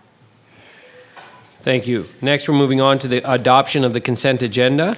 A motion is in order. Mr. Chairman. Mr. Wilk. I move that the Prince William County School Board approve the public meeting consent agenda as recommended. Do I have a second? Mr. Chairman. Ms. Williams. I second. Any discussion? Mr. Deutsch. Thank you, Mr. Chairman. I've got a couple of questions. Is Mr. Wallingford available? So what is your question on, Mr. Deutsch? Sure. On 1503, just wanted to see if Mr. Wallingford could walk the public through the FOIA changes we're doing, just because FOIA is an interest of public concern. What is he saying? Okay. Fine. Mr. Wallingford, if we can do that I'm so, on the Dr. FOIA Or guidelines. Dr. Waltz. I'm sorry, I missed the question as I was walking. Oh, sure. go ahead. Thank you, Mr. Chairman. 1503 is approval of FOIA guidelines, I think as pertains to the Office of the Internal Audit. And I know FOIA has been a topic of public concern. Just wanted to see if you'd be willing to walk us through what we're changing, what we're doing here. We'll defer that to Mary McGowan. Mary, you can just quickly go through the FOIA changes. The guidelines in 1502, just. So I think- FOIA requires that every public body have a set of guidelines for the divulgence or the release of student records relating to internal audits. And so the proposed guidelines simply set out the criteria and the method by which FOIA requests are handled. They specify the most common exemptions applicable to internal audit records, and they generally track the process used by FOIA for the responses to any FOIA request having to do with internal audit. Thank you. Thank you. And then one other, on 1504, I had a question for Mr. Soroshi about that as well.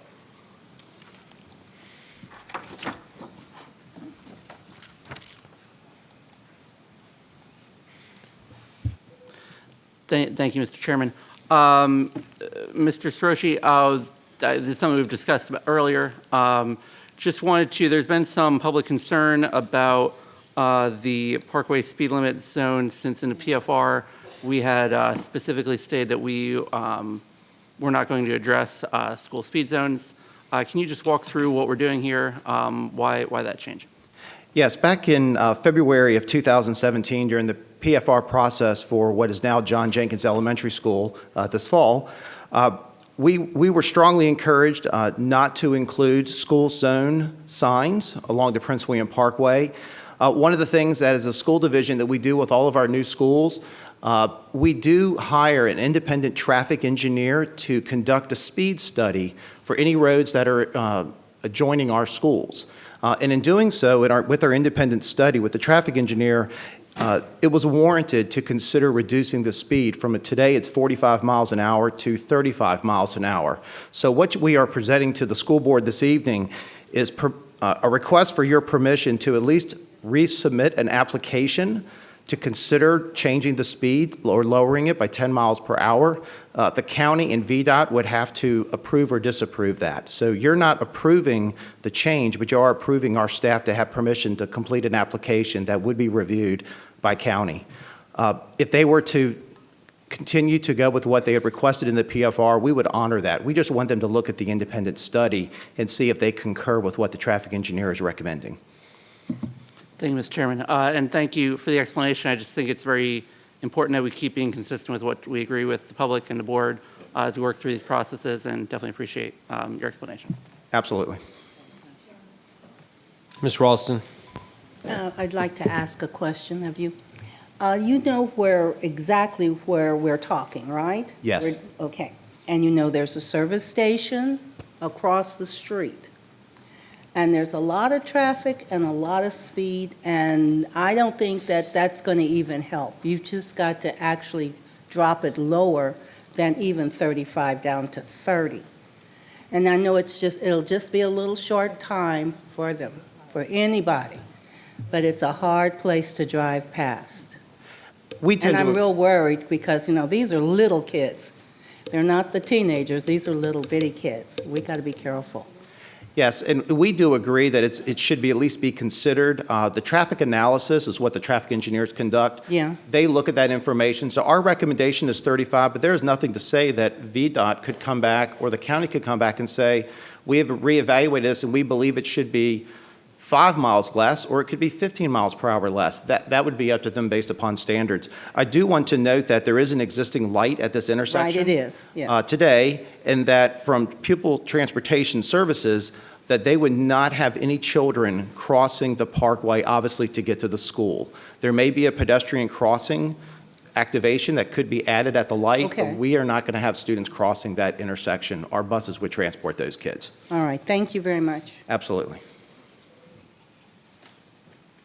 Thank you. Since we're, go ahead, Ms. Satterwhite. Mr. Chairman, I'm sorry. This is in relation to 1504, because looking at the wording of the motion, it says that the Prince William County School Board approved the establishment of a school speed zone, and what we just heard is not, and we need to amend this, that the Prince William County School Board is, Mr. Shrokey, can you help me with how we should reword this? Actually, it's worded correctly. I may have misunderstood what I was trying to relay. You are authorizing us to ask for the establishment of this traffic measure, but we would have to submit an application, and it would have to be approved. We don't have the ability to actually say that we're going to do it. But this would give us permission to request this in the application. Ms. Ralston. Okay, so what happens, we don't have any say-so whatsoever on the speed limit. Is that what you're saying? We do not. The county and VDOT would have ultimate authority in making that decision since that is their jurisdiction. But we have to initiate the application process. We could remain silent and not initiate anything, and unless the county came in and changed their mind, VDOT would not come back to us and say you should have done this. It's an application basis only. Okay. Thank you. Mr. Deutsch.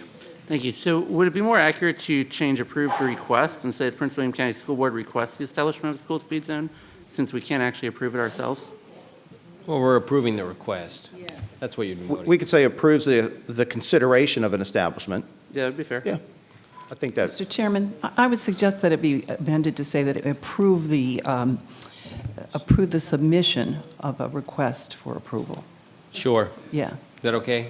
Yep. Any opposition to that? As I see none, that will be the amended language. Thank you. All right. Any further discussion? So I'm going to move, I don't normally sort of say anything during consent agenda because it is consent agenda, but we have a resolution tonight for one of our members, and this is his last meeting, so I'm going to go ahead and read this. Commendation of 2018-19 student representative and alternates to the Prince William County School Board. Whereas, in the fall of 2018, the Prince William County School Board appointed Sasan Faraj, Patriot High School, student in Patriot High School, as a non-voting student representative to the school board, and Annabelle Bergeron from Brentsville District High School and Wilfredo Villatoro at Garfield High School as alternates to provide a student perspective on the board. And whereas Mr. Faraj, Ms. Bergeron, and Mr. Villatoro were selected among other candidates based on their leadership, communication, listening, and time management skills, ability to handle multiple tasks, and willingness to keep an open mind to opinions that differ from their own. And whereas these students have volunteered their time and energy to focus on the interests of students, including school safety, technology in schools, mental health, budget, school renovation, and school climate. And whereas Mr. Faraj has distinguished himself during the school board meetings as an exemplary spokesperson on behalf of more than 90,000 students in Prince William County Public Schools, advocating on issues vital to the students and the school division. And whereas Ms. Bergeron and Mr. Villatoro have also addressed multiple school board meetings on issues of similar concern to students, and now therefore be it resolved that at its meeting on the 19th day of June 19th, the Prince William County School Board and Superintendent of Schools commend Mr. Faraj, Ms. Bergeron, and Mr. Villatoro on their commitment and dedication to meeting high standards for their historic roles and setting an example for those who may follow. Resolve further that copies of this resolution be prepared for presentation to Sasan Faraj, Annabelle Bergeron, and Wilfredo Villatoro as an expression of pride in the respect for their service to the Prince William County School Board. Thank you, gentlemen. And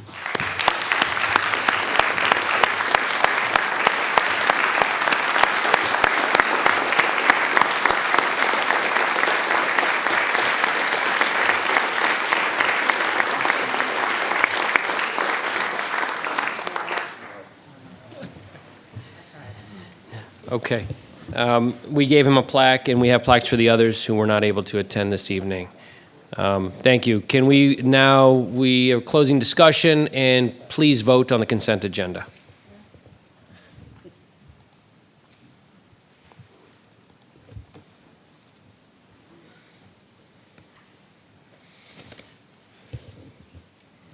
The vote is 8 yes, unanimous, motion passed. During this time on the agenda, the student representative, Sasan Faraj, and the alternates will speak if they're here and have an opportunity to introduce themselves and share their interests. This will be Sasan's last report to the community and the school board.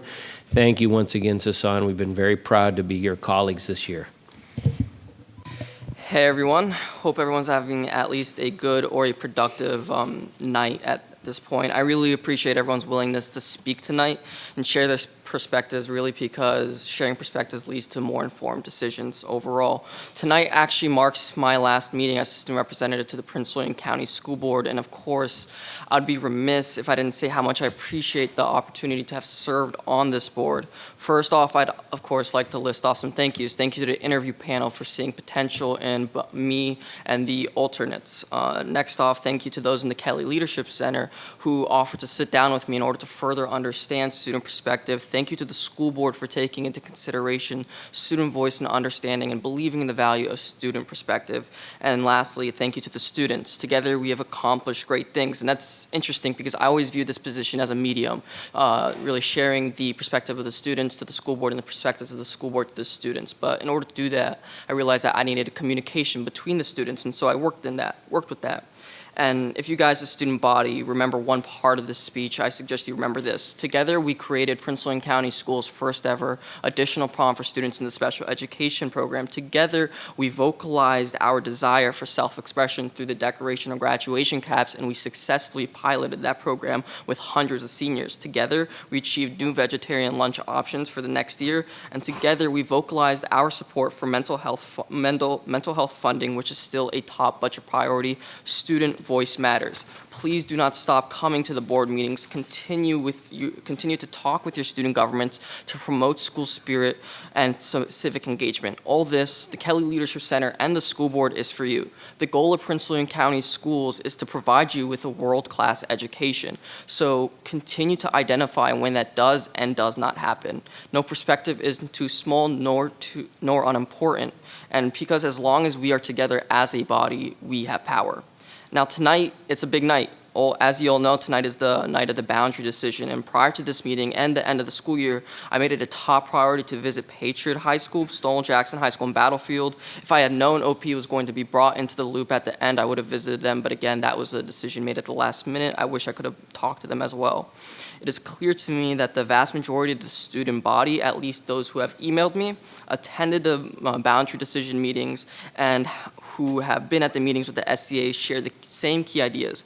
Patriot students believe that the school board should focus on long-term goals rather than short-term progressions, and they also believe that schools should not be starting at maximum capacity.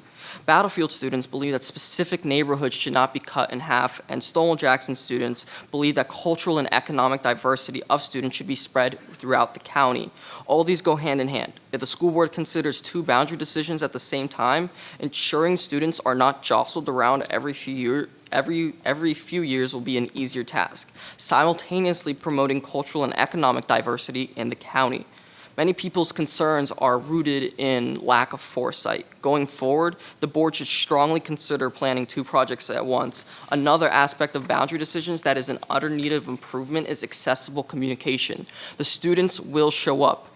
A simple, if they are given the heads up through a mode of communication that is relevant to them. A simple intercom announcement, posting on a school website, and email to both the students and the parents should significantly improve the lack of voice that we are concerned about, especially considering parents that are either too busy working multiple jobs, taking care of their siblings and kids, or learning English. The students are their main mode of communication. Now, focus specifically on tonight's agenda. I would like to remind the board that in a matter of 2 days, over 200 students from Stonewall Jackson High School signed a petition in opposition to Plan 1. Osborne Park had a similar petition go through, and many students opposed Plan 1 as well. The concern with Plan 1 and 1A is that cultural and economic diversity of students is not spread throughout the western end of the county. Rather, it seems that the economically disadvantaged and culturally diverse are funneled into SJ. In general, the majority of the students who have spoken out have cited the importance of spreading diversity throughout the county. I would love to note that the student body never suggested that demographics be the main consideration. However, they continue to suggest that it be considered with more weight than it is now, as increasing diverse interactions really increases a student's ability to think creatively. Also, the school board should take into consideration the location of the next high school in relation to the demographics near the site in order to ensure that there will not be an unequal balance of demographics after the boundary zones looking forward. And when we go into Plan 2, we see that the schools quickly exceed capacity in SJ more severely than others. Again, I would have talked about Plan 1B with the students. However, by the time the school year ended, Plan 1B really wasn't in existence. Otherwise, I'd have talked to them in a heartbeat. In lieu of this, I strongly urge the board to consider setting the board meeting for the boundary decisions to be earlier in the year. This way, students will not be on vacation and all parties can be more active in the process. Lastly, the planning committee could have more time to plan, adhering to both the students' concerns, parents' concerns, and board concerns. Going forward, there should be an active attempt to reach out to the student body apart from that of my position in order to comprehensively understand student perspective. Again, that can be fixed by using the solutions before. On a different topic, the code of behavior is later on in the agenda. I appreciate the Office of Student Services for reaching out to me so I and a couple of the SCA presidents can go and talk about the code of behavior. Again, the dress code needs to be updated because it's not current with what's sold in stores. Students of a heavier body frame, lower socioeconomic, and some minority groups believe that it is more difficult to find clothing that adhere to the dress code. We should be focusing on the education rather than this enforcement. I'm sure this will continue to be a top priority with students after I'm gone. To the next student representative, unfortunately, due to the timing of the student representative application process, I will not be able to physically meet you, and you will have less time than I did to get grounded in this position. This position has a learning curve for communication, confidence, and connection building, but do not let that intimidate you. Trust me, the student body is friendly. As long as you are honest and report accurately, you should be fine. Remember, when in this seat, you represent 90,000 students, and that is not a light task. You will have me, the alternate staff members, and the student body to keep you afloat, so don't be afraid to ask for help. Continue to put in effort, and that effort will be recognized. How you run next year is up to you. You can conduct town halls or visit all the SCAs individually or do something else, but remember to continue reaching out to the student body, especially of those whom do not have the ability to voice their opinions because they have to take care of siblings, work an extra job, go to sporting events, and take 4 to 6 APs or do all of the above. I'll leave with the note that communication is key. Encouraging students of varying perspectives to engage in open dialogue is probably the most efficient way of understanding that's the student body. So don't stop communicating. With that, it's been an honor serving as a student representative. Thank you to all those who I met in person. Meeting each one of you was a pleasure, and I'll never forget this experience. Thank you.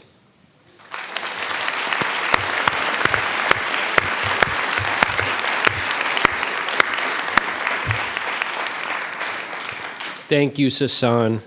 We will miss you, and good luck, and we know you'll make us proud at the College of William and Mary next year. Thank you so much. All right, we're going to move on to citizens' comments on the agenda and non-agenda items. It looks like we have quite a few. We are up at 22 folks that have signed up in advance, and we will this even go through all of them as we sit here. So no one will have to wait till after the meeting. Everyone that signed up in advance will have a chance to speak. I will call the first 10 names and ask you to take a seat in the front row. These two are together. Nellie Evans and Catherine Spacciapoli. Spacciapoli. Yeah, all right, not bad. Charles Ronco, Carolyn McNeil, Chris Caseman, Richard Jesse, James White, Brandon Wintz, Stan Brinkley, Karen Schloch, Delton Nichols. We have Nellie Evans and Catherine Spacciapoli. Huh?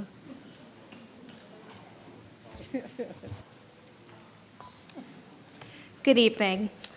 My name is Catherine Spacciapoli, thank you very much, and I am with No Kid Hungry Virginia. I'll keep this short and sweet. No Kid Hungry Virginia, in partnership with the Virginia Department of Education, Virginia Hunger Solutions, and many other partners across the state, are thrilled to recognize Prince William County Schools as a winner of the Virginia Breakfast Challenge. The Virginia Breakfast Challenge is a statewide competition to increase participation and encourage excellence in school breakfast. A total of 1,471 schools from 109 different school divisions across the state participated, and Prince William County Schools was the sole division winner in our gold category.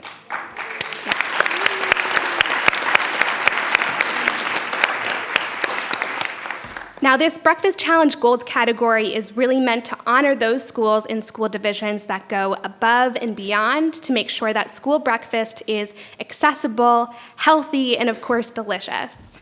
And Prince William County did all of that and more. Prince William was selected for their ability to creatively promote school breakfast within each of their schools, while also demonstrating a commitment to feeding students in spite of busy schedules and sometimes 2-hour delays.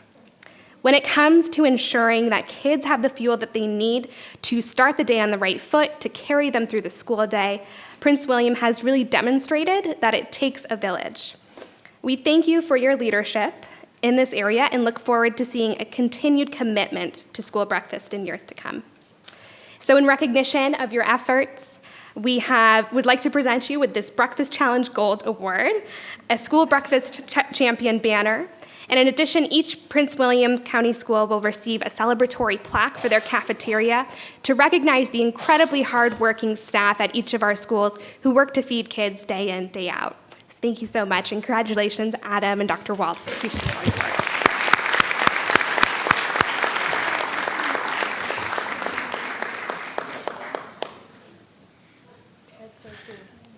Thank you. Pet the goat. Give the apple to the goat.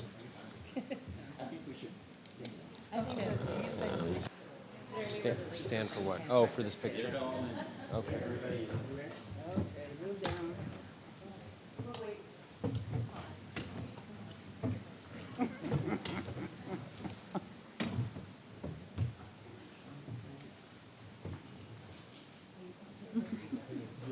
everyone can see where that comes.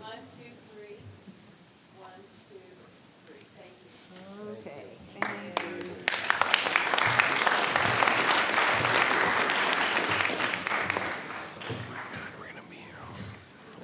Next is Charles Ronco.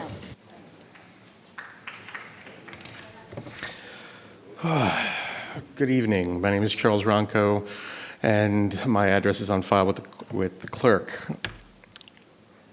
I have written and rewritten and thrown out and rewritten this speech more times than I can count. Okay. But to be honest, there's one thing that really rings true, and that's equity. And, I have sat down with the planning department, I've sat down with members of the school board, and, I can tell you that there is no good map. There is no way that we are going to map our way out of this. There is no way that you can cut the turf, not break the law, and balance the numbers and keep everybody happy. There's just no way to do it. And that's why we need to think outside of the box on this. And what you've heard tonight, as you've heard from a lot of people from a lot of different neighborhoods, is that we all believe that there should be a way to best manage this without having one community completely upset or another. And quite honestly, there's been a lot of false information that's been spread around tonight too. But beyond that, what I really do believe is that if we can make sure that the schools that have populations that have more needs get more resources, then we're going to be able to serve them better. Simple example. Let's just say we have two ridiculously hypothetical situations. We have two schools with 100 kids each. If we have 10 kids in one school that are economically disadvantaged, and then we have 100 kids out of 100 in the other school that are economically disadvantaged, that 100th student is a lot more expensive and a lot more difficult to give services to than the 10th kid at the other school. So a linear model where we just give a flat number to each kid who's economically disadvantaged doesn't work, because as soon as you start getting those numbers higher and higher and higher at one particular school, now all of a sudden your needs get better. Sorry, your needs to get greater. And what we need to be doing is we need to be looking at this from a point of view of not just cutting turf, but looking at it in terms of economically disadvantaged students should be getting more money. We need to be looking at this and trying to make sure that our schools are competitive. And when we start making our schools having less and less programs, where Stonewall's only got 2, our neighbors have 5 and 4, no wonder we're hemorrhaging students. We need to be more competitive. So we need more programs. So I'm really hoping that people will look seriously at Plan 1B, because Plan 1B actually gives the space for that plan, for those students to come in. We can't just move students in without having a seat for them. So I'm really hoping that people will take this and support the resolution that I emailed to everyone. It's been modified, and Plan 1B. Thank you. Have a great night. Thank you, Mr. Ronco. As Carolyn McNeil comes up, I failed to read that, or to remind those who, or let everyone know who hasn't come here, that there are lights. There's a monitor. You have 3 minutes. The yellow light signifies you should sum up your position. Red indicates your time is up and you should stop. We have a lot of folks. I will be very firm on stopping you at 3 minutes, and that is not personal. Thank you. Carolyn McNeil. Hi there. My name is Carolyn, and my particulars are on file. Wow, so many speeches tonight. Please dive in with me to the Caribbean. I'm here to talk to you about sperm whales. Let's get away from boundaries for a second, talk about sperm whales. I want to talk to you about the National Geographic Explorer Educator Project. This was not something that I did. This is from Penn Elementary. One of our wonderful educators there, Mrs. Lorianne Pollock, over a year ago, started this process to become a National Geographic Explorer educator in partnership with Dr. Shane Jarrow, who is a National Geographic Explorer. He is a wildlife biologist working on the island nation of Dominica to study sperm whales. Thanks to Mrs. Lorianne Pollock, our fifth grade students got to work in partnership with a National Geographic scientist. They got to learn about sperm whales. They got to learn about Dominica. Where is it? Find it on a map. They learned about the ocean. They learned about plastic pollution. They went out and did a river cleanup. They got the entire school recycling plastic in the cafeteria. It was amazing. And they had the singular honor and opportunity of being the only school where National Geographic sent a professional team to film them. They were featured in a film that was premiered in St. Louis, I believe, earlier this year. I have a copy of that film for you, Dr. Waltz. I have a copy of this book for you, Dr. Waltz. And the rest of you, you see I'm modeling our pen t-shirt. Well, for you guys, I have pen tank tops. I'm kidding, I'm kidding. These are recycled t-shirt shopping bags, and each of you gets one so that you can reduce plastic waste. Thank you so much.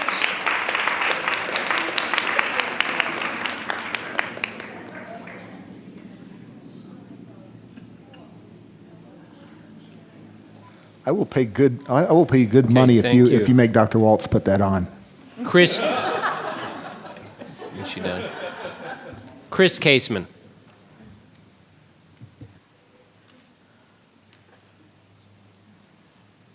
Good evening. My name is Chris Caseman. I live at 4314 Mulcaster Terrace, Dumfries, 22025. And I'm here to address specifically 1801, the amendment to the contract of the division superintendent. I understand there's a 2-year extension considered. I would tell you that, Dr. Waltz, what year did you start here? 2005. I started United Way of the National Capital Area in 2005. After retiring from ExxonMobil, I'm like the insurance company. I know a thing or two because I've done a thing or two. 50 years ago today, I was in Vietnam. 20 years ago today, I retired from ExxonMobil. So I'm a 38-year resident of Prince William County. And so I've been around.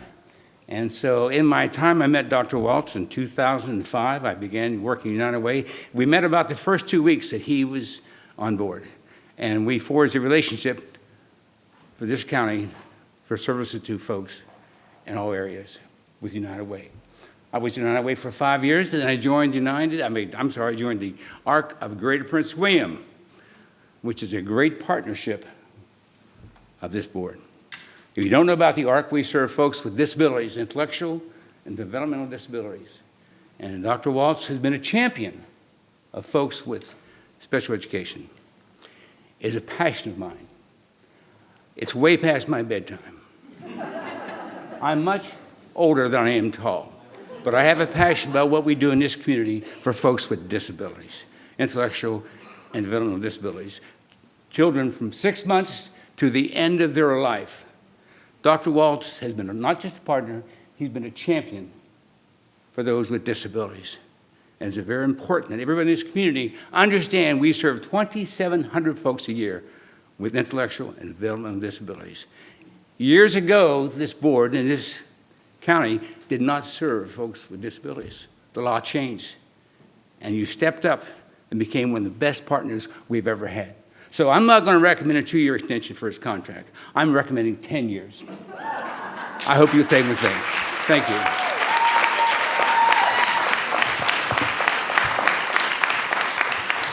Richard Jesse.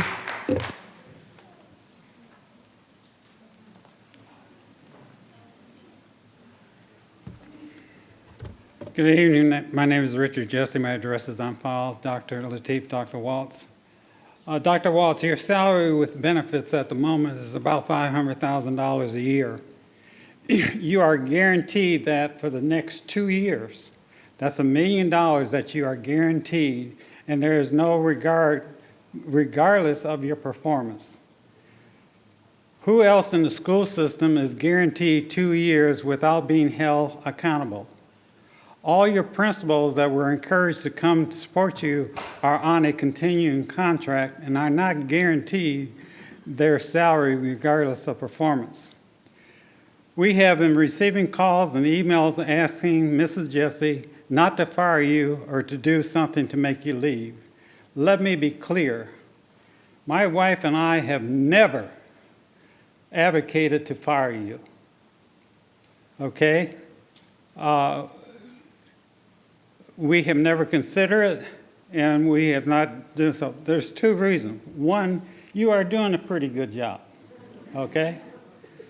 Most importantly, I would never recommend firing somebody and giving them their salary for 2 years for doing nothing. And that's what we would do unless you did something really dumb. And you're not dumb. The other concern is if you don't get your extension, you will leave or start looking for another superintendent job somewhere. That's the concern that people are saying. We don't want him to leave. Well, my question to them is, really? You have a man with $1 million contract for the next 2 years. His daughter is in high school, and I'm sure he wants her to finish high school in this community. And unless Dr. Waltz finds a job somewhere that's going to pay him more than $500,000 a year, I don't think he's going to leave anytime soon. Your popularity or your poll numbers are currently sky high. But why? You have been trumping your chest every moment you get at Woodbridge High School, for example. And now even the Prince William, the parents who care are thanking you, and they should. But they should be thanking you for doing what you were supposed to do in the beginning. Folks, don't forget that what happened at Woodbridge High School in the last year was not because of only Dr. Waltz. It was because of my wife, Mrs. Jessie, and the parents who care, who repeatedly demanded the improvements that you got them. Remember the 6-foot sign that was out in the lobby that basically said, Thank you, Mr. Jesse. 3 minutes Thank you. pass. James White. Good evening. My name is Jim White, and I am a 21-year resident of Hunters Ridge, a community of 216 homes located on the Prince William Parkway. I'm also a 19-year veteran of our HOA's Board of Directors. I am here to briefly discuss our community's concerns regarding the potential siting of the 14th High School on a 105-acre parcel that directly abuts multiple residential lots of residents within Hunters Ridge. Others here, and in fact we have 43 of our residents here this evening, that's why the list is so long for speakers. Others here will delve into specific concerns, but my interest is to determine from you the rationale for locating a high school at this location. First, let me thank Mr. Deutsch for meeting with me and Delton Nichols, our president, on May 28th. His insights were very helpful. We understand the need to maintain some degree of confidentiality, especially in regards to land acquisition. We do, however, request that this board adopt a far more transparent approach to this project in particular, especially as it relates to disclosing full cost and the resulting economic evaluations. It is a principle that this board has advertised as a core value publicly. The only way we were made aware of the project, the number 14 high school, was through media reports. It was also the motivator to request a meeting with Mr. Deutsch. Left uninformed or partially informed, our community will fill in the blanks as to rationale, potentially inaccurately. This is not good for anyone. For example, abutting Hunters Ridge residents were identified long ago in the planning process as evidenced by their names being included on the potential site plan. Clearly, the designers and engineers knew there would be opposition. Why wasn't this addressed proactively? Is this board prepared to share publicly the cost-benefit analysis of this potential site versus other sites? Are there, in fact, other sites under consideration? What ties this all together, from our perspective, is the economic analysis and its accuracy measured against real-world expenses, not simply the first cost of land acquisition. We know it's cheaper to condemn property zone A1 than it is to purchase land in commercial settings, as was the case with high school number 13. The cost to run water, sewer, electric, digital service, and gas alone to High School 14 will be astronomical. None of these exist at the potential site. How can the condemnation proceedings move forward on this parcel without completely vetting other options? If that has already occurred, why wouldn't it be shared with us? Will this board help us better understand the rationale for planting High School number 14 in the middle of a broad area already covered by Woodbridge? Thank you, Mr. White. Oh, thank you. Brandon Wins. All right, thank you. I'll be quick. Brandon Wentz, my address is on file. It's actually on this site survey that was done a year ago because the 14th high school will butt up to my backyard. If approved, it looks like there'll be 3 baseball fields, football field, PE field, 8 tennis courts, and a basketball court about 800 feet from my front door, if this site survey is correct. I urge you to find a different site for this and don't butt it up to the 25 houses that are here in Hunters Ridge.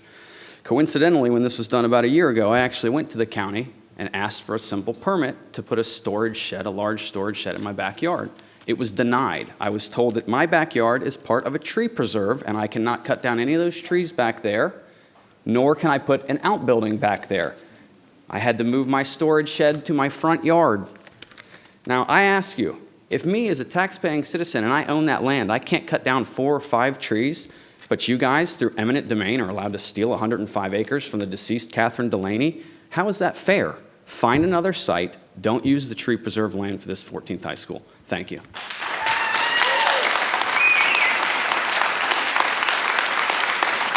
Stan Brinkley.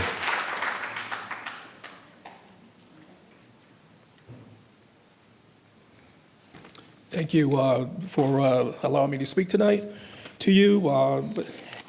And I'm going to talk a little more about the proposed siting for High School 14. And I'm going to go a little different in terms of what would happen with this high school. First of all, the traffic already with the high schools that we have that are being serviced, Osborne Park, Colgan, create excessive traffic jams on the Prince William Parkway, on Hoadley Road in the morning. For me to get out of there, sometimes it's a 10-minute, it's 10 minutes to get out of my own community. I'm a Hunters Ridge resident. And to put another high school there, you're creating more of a traffic jam than we're gonna know what to do with. There's no infrastructure in place to put any additional roads or anything else. It's gonna be a mess for the residents of not only Hunters Ridge, but Hunters Ridge Reserve and Barrington Oaks. Secondly, bringing students from one side of the county to another side of the county, to me, it's a disadvantage to them. It doesn't work, and it's not productive for them to be uprooted from where they are, where they know, to someplace else, where there's no connection for them. Thirdly, Route 1, which is my understanding where these students would be coming from, the Eastern Corridor.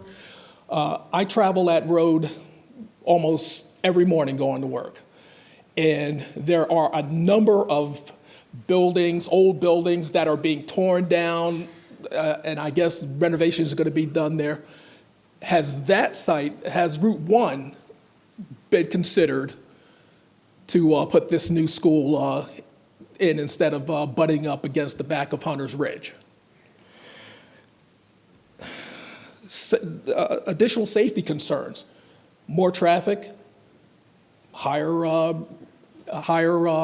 incident of that, you're going to have more accidents, more foot traffic, more car traffic, more bus traffic. We don't want it. We don't like it. Hey, it is what it is. Lastly, I would bring to you, to the board, to think about cooperation, garnering cooperation. the next time you guys want to think about this, talk to the communities first. Thank you. Thank you. Thank you, sir. Karen Schlock. Hi, good evening. My name is Dr. Karen Schlauk. Thank you so much for giving us all a chance to talk a little bit. I also reside in Hunters Ridge. I'm a mother, I'm a professor, I'm an educator, and a scientist. I would like to bring up two issues tonight, many of which have been brushed upon. I'd like to go into a little bit more detail.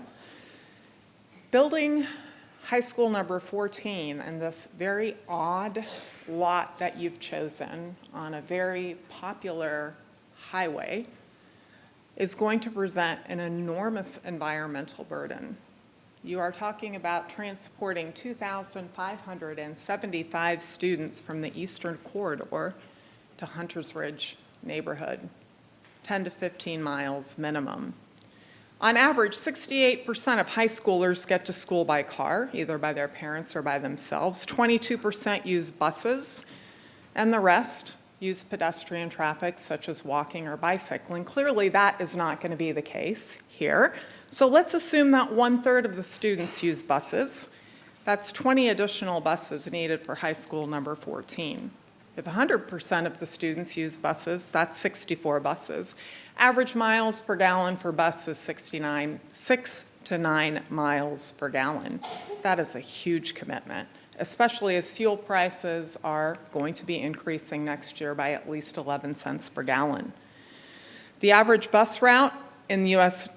costs $37,000. That's based on an average 15-minute commute, not an average 15-mile commute. Cars. 1,000 parents are going to be driving these students to the high school. 800 students will be driving themselves. This is an extra 11,000 miles per year that these families have to take on. 20 to 30% of our morning traffic is generated by parents driving to schools. That's going to increase. 1,000 parking places will be replacing acres of wildlife, streams, trees, deer, bear, foxes, hawks.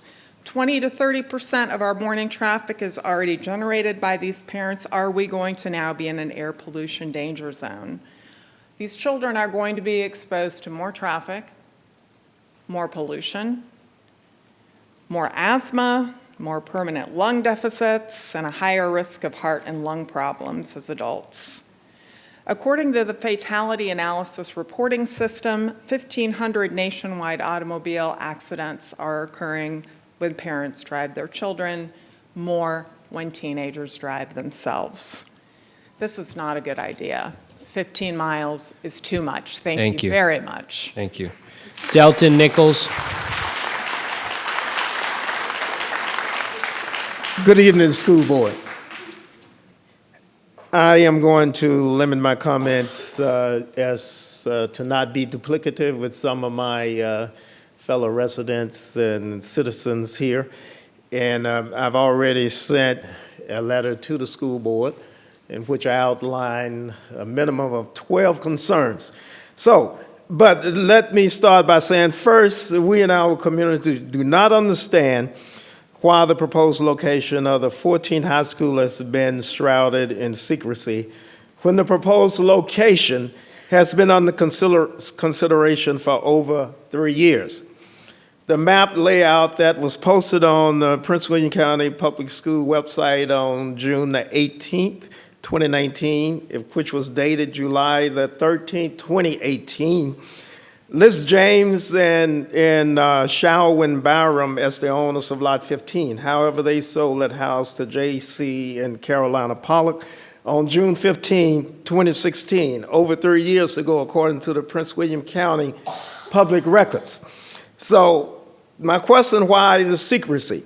That implies that this plan has been in existence for over 3 years, but yet we are just hearing about it. Second, the school board would be violating its own school board policy 264, which stipulates that efficiency of transportation and minimizing travel for students is to be adhered to, as well as there must be a focus on neighborhood and geographical areas. No one from Prince William County Public Schools has reached out to any of us for homeowners who are on the boundary line of the proposed 14 school location, whose property is located only a few feet away from this proposed school. We never received a phone call. We never received a letter, an email, a text message, which indicates that Prince William County Public Schools must not be interested in partnering with communities.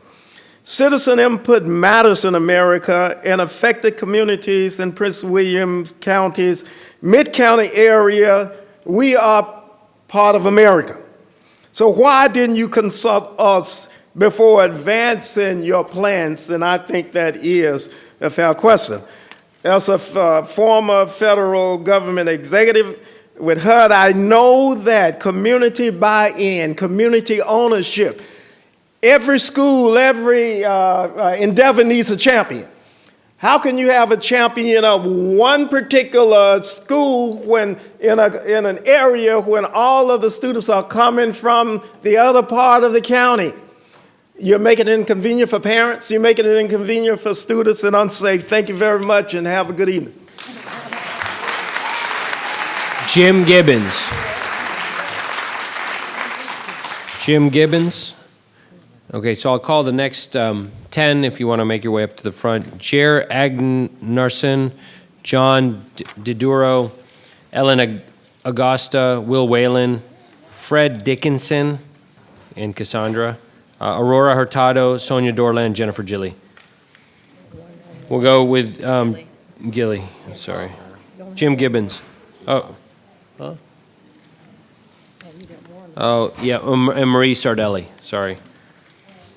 So Jim Gibbons not here. Jer Agnerson?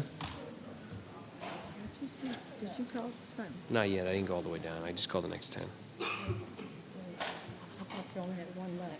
No, there's no Agnerson. Okay, John Diduro?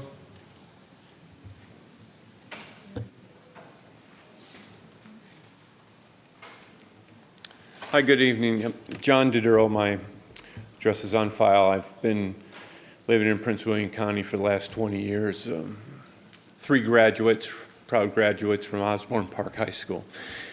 Speaking as a resident of Hunters Ridge, and I'm not going to repeat what you've already heard. A couple of things, though. The transparency is really super important as you guys are making these boundary, or the location decisions. Don't, you know, in 18 months you're going to have, if you continue down that road of making kind of last minute decisions, you're going to infuriate a lot of the stakeholders. And we heard a lot of that about the 13th high school tonight, and you'll probably in 18 months hear the same about the 14th high school unless you change those processes. So please commit to no more last minute decisions. Also, on the location that's abutting the current residents, think about the green space that we all love about Prince William County. We have mature trees there. If that location has to reside on the parkway, move it back so we have a large buffer of those mature trees so that we can avoid disturbances like, you know, the noise pollution of, you know, the marching bands are great, the high school. We're not used to hearing those on acre lots. And so if you can keep that, those mature trees in between the homes, please keep that into consideration as you do those locations, that analysis. Also, we're all on Wetland Septic there in Hunters Ridge, and I'm concerned about the runoff of all of those parking spaces that everybody's going to be looking at in their backyards, how it impacts the 200 homes that are on Wetland Septic now. I think those disturbances are avoidable if you collectively make, you know, solid decisions in your decision making. I think that's it. Thank you. Next, Marie Sardelli.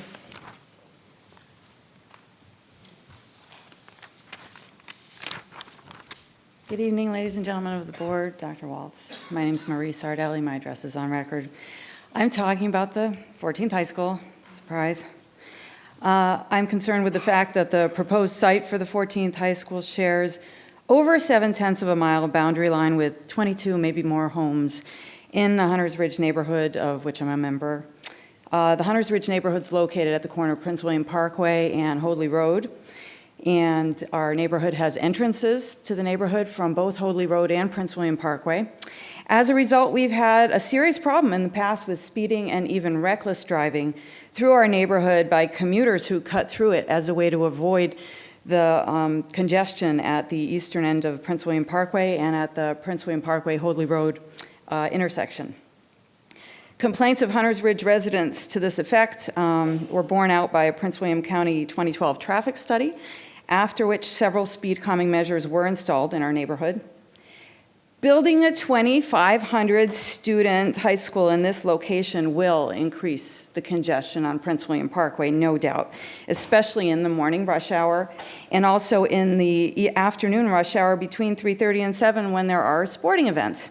Assuming, which I think is a reasonable assumption, that this high school would have a sports schedule similar to Colgan down the road, there would be home sporting events at the school 2 or 3 nights a week in the fall and the winter, and up to 5 nights a week in the spring.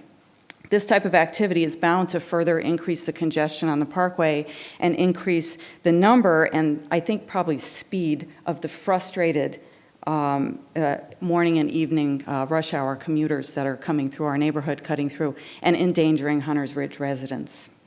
My other concern with this the proposal for the 14th High School has to do with a news article I saw from Prince William Times stating that Prince William County enrollment was down from projected figures this year, and that actually the elementary enrollment had decreased from the predicted figures for the past couple of years. And despite that fact, Prince William County School Board is speculating spending, over millions of dollars of taxpayer money on this maybe land for this 14th high school. When, according to the article in the Prince William Times, when Prince William County schools heard about the decreased enrollment, they postponed plans for the 15th high school and actually decreased estimates of enrollment for the year 2028 by almost 6,000 students. So it doesn't seem prudent to be spending that much taxpayer money right now until maybe we see the enrollment statistics for 2019, 2020. So I would recommend that you wait until at least mid-2020 to proceed with any plans on buying property for this high school. And if you do proceed with the plans to buy it, then please put it somewhere else, more appropriate. Thank you.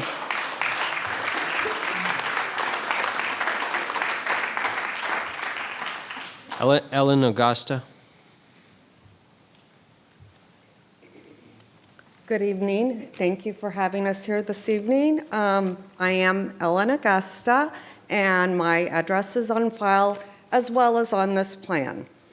I'm not here to just point out the impact that this proposed 14th high school location will have on the residents and the wildlife that inhabit this land, but I'm here as an educator. I am here to talk about the impact this is going to have on the students that you're transporting from the eastern side, the Route 1 corridor, to our area. I'm concerned about the time, the early arrival, they're going to have to get up earlier in the morning to get on buses, to come the 15 miles. And we all know if you commute anywhere in this area, 15 miles is not 15 minutes. It's more like 45 minutes to an hour. And so I'm concerned about these students and their welfare and the impact it's going to have on the families that need to transport these students and them driving themselves. We're looking at more possibly accidents, more harm to them in bringing them across the county from the Route 1 Eastern Corridor. I think we also need to think about the length of time that they're going to spend on buses or in cars, and that impact that this is going to have on their arrival to school and their arrival home. It's going to be later in the evening when they're getting home. And also to consider the sporting events and the time they're going to arrive home at night after having to commute from the eastern side of the county. I sincerely hope that the school board will put students first as they're making this decision, and that they practice what I've heard here tonight, that they care deeply about these students as they consider this proposal, and hopefully that they will find a location that is closer to these students' home than our backyards. Thank you very much. Will Whalen.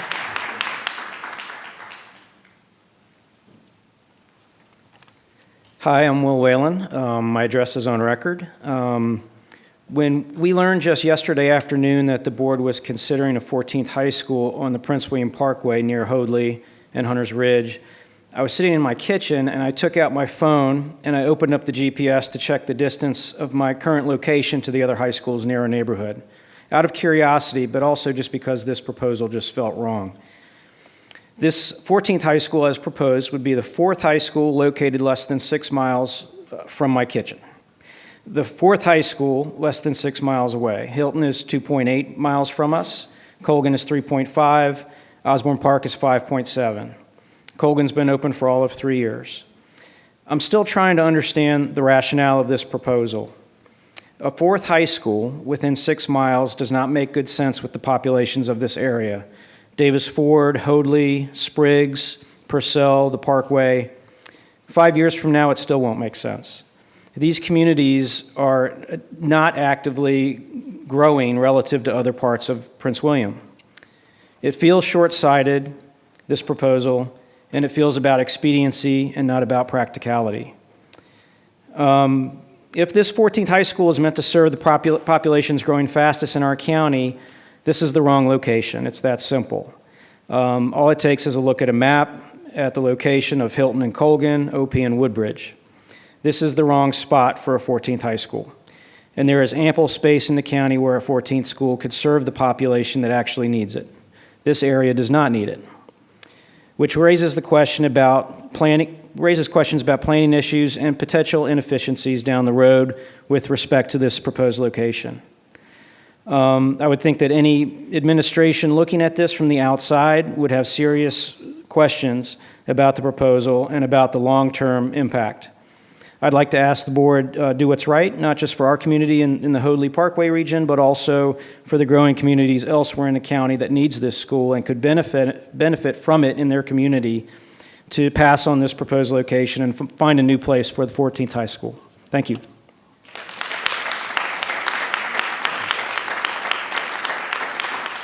Fred and Cassandra Dickinson. Hi, I'm Fred Dickinson. My address is on file. I just found out about this yesterday, like a lot of folks, so I didn't have time to make any notes or anything like that, or really investigate what's fully going on with this proposal. I just do know that when my wife and I chose Hunter Ridge for a place to live, it was a nice, quiet, wooded community, and that's one of the main reasons that we bought and invested a lot of time, money, and energy into our home. And if that school is to go where this plan is saying it might go, we're not as affected nearly as bad as the poor folks on Lyre Court and then the other road that goes down along there. It's right up at their backyard, but we are very close to it. And I mean, the idea of driving down that one road on the way home and seeing the lights from the football field through the trees, if there are going to be any trees left, is not my idea of why we bought our home. And also the idea of sitting on our deck on a Friday night listening to the loudspeaker of a football game or a band playing is not also why we didn't buy our home there. We bought our home there for the quietness of it. We can't even hear the parkway from our home, and that's why we spent an awful lot of money for that home, and it's also why we spend an awful lot of taxes for that home. And I just want that, it's solely for selfish reasons why I'm speaking tonight, but there are all the other concerns that everybody else mentioned. But that was my initial thought, was like, well, why did I buy this home if this is what I'm going to have? I could have moved next to a school if I wanted to be next to a school. Thank you.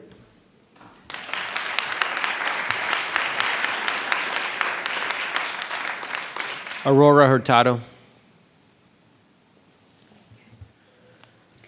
Good evening, members of the board, Dr. Waltz. I am here for several reasons. Wanting to encourage parents that are affected by the recent school boundary changes to stay involved, because the impact that they make by staying involved can change the course of what's happening. Maybe it may not do a lot for the 13th high school, but we're hoping to achieve equity throughout our whole county. Also, as a citizen, I personally have concerns about having the highest paid superintendent in the state of Virginia when our teachers are not close to being the highest paid teachers in the state of Virginia. That being said, I also want to recognize Dr. Walt's support and the recent efforts to extend equality in our schools and to bring change, the much needed change at Woodbridge High School. Shall your contract be renewed? Please know we'll be here, we'll be asking, we'll be watching, and we hope to be part of the citizens that's holding you accountable to bring equity to our schools and to prevent situations like what's going on today from happening again and again and again. I personally don't want to be here a year and a half asking to be rezoned to the 14th high school or not be rezoned to the 14th high school. Hopefully we'll be here talking about the improvements and the renovations that are going to be made to our 5 older high schools. That's what we need. Before we build another $150 million school, we need to level the playing field for all our schools.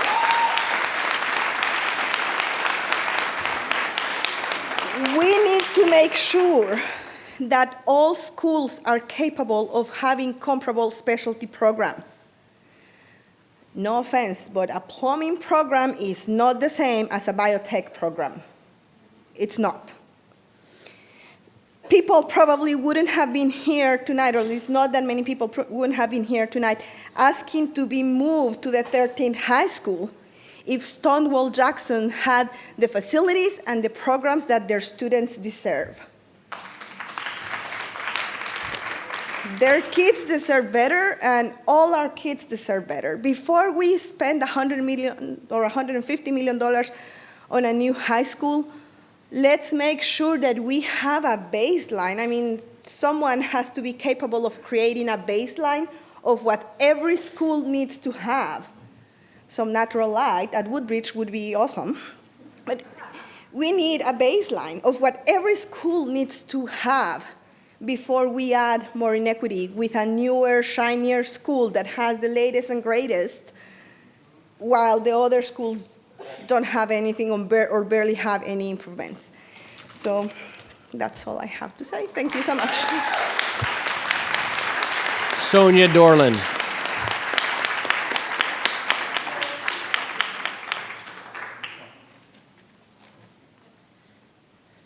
Good evening, board members, Dr. Waltz. I'm having trouble with this one tonight. I want to talk about, I actually didn't realize how much Dr. Waltz got paid. And I actually did some investigating, looking up other areas, and I was like, wow. I'm like, I want to be Prince William County Superintendent. So, but I just got up here 2 weeks ago and I was thanking you, and I think you're awesome, and I know that the kids love you. And I know with all the tweeting that you do, and you do that really well, by the way. And I thank you for being a part of that. But as the board, I think we have to look at, the reason I have a big problem with that is I see some of our principals have to pay out of pocket to pay for our lunches in the schools. And I see teachers having to pay for other things for their students, as in like even coats and mittens and things like that. And then I see, you know, with the inequities that we have for all of our old high schools. And I know y'all are tired of hearing all of this stuff, but I'm just trying to speak from my heart because I care about my community and I care about the schools. And believe it or not, I actually care about all of you too. I think you are great, and it takes a lot of discipline to sit there and listen to so many people every other Wednesday night, and I thank you for that. And anyways, please, I just ask that you do the right thing and think about, you know, what you vote for. And thank you very much. Jennifer Gilly. Every meeting, every single time. Good evening, Dr. Waltz, Dr. Lateef, and school board members. My name is Jennifer Gilly, and my address is on file.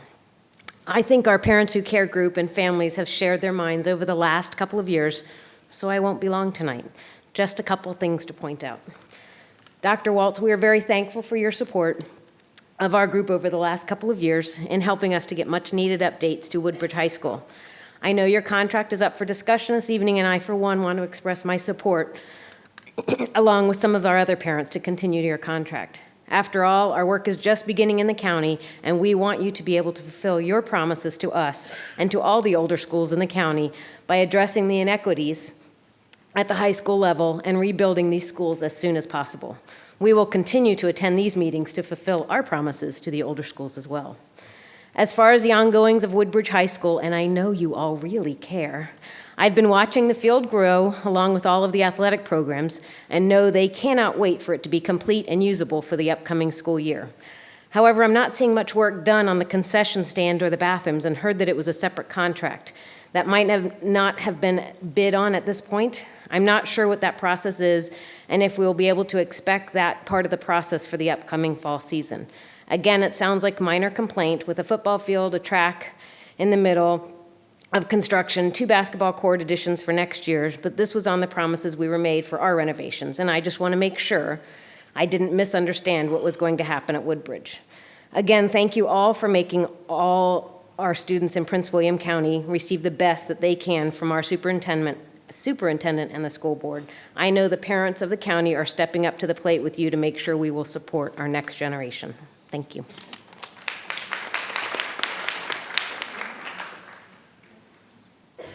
Sheila Bynum.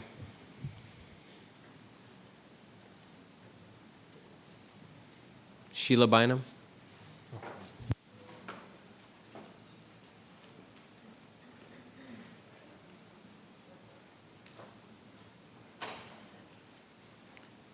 Good evening. I'm Sheila Bainham, and I'm an employee in Prince William County Schools, and I work at the Nooksville School. And I am here today to just read a short note about the idea of naming our school's library at the Nooksville School. So we just recently had a retirement of Mrs. Debbie Ames, and it would be so fitting for you all to consider to name our school's library after her.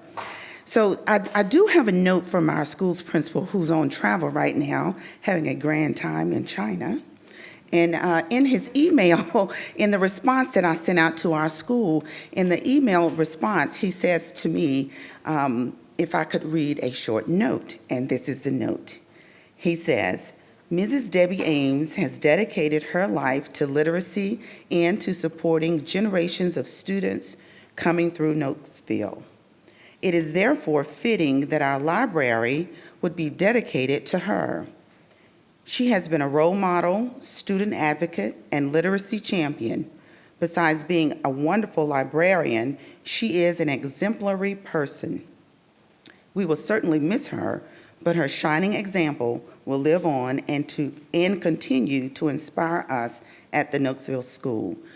Please take in consideration of naming our school's library, the Knoxville School, after the Miss Debbie Ames. Thank you for your time.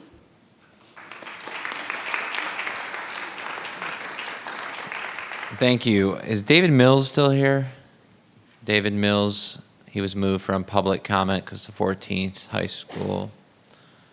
Oh, okay. David Mills is not here. Dr. Lateef, back to you.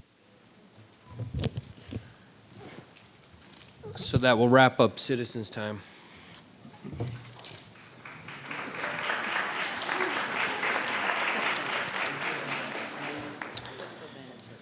Outstanding. No.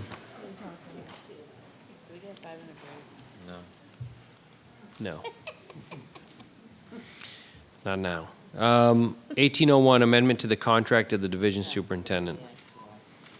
Mr. Chairman, Ms. Satterwhite. it's late. Because this is a personnel issue and it's unprecedented for us to have a discussion on personnel in front of the public, I'd like to make a motion.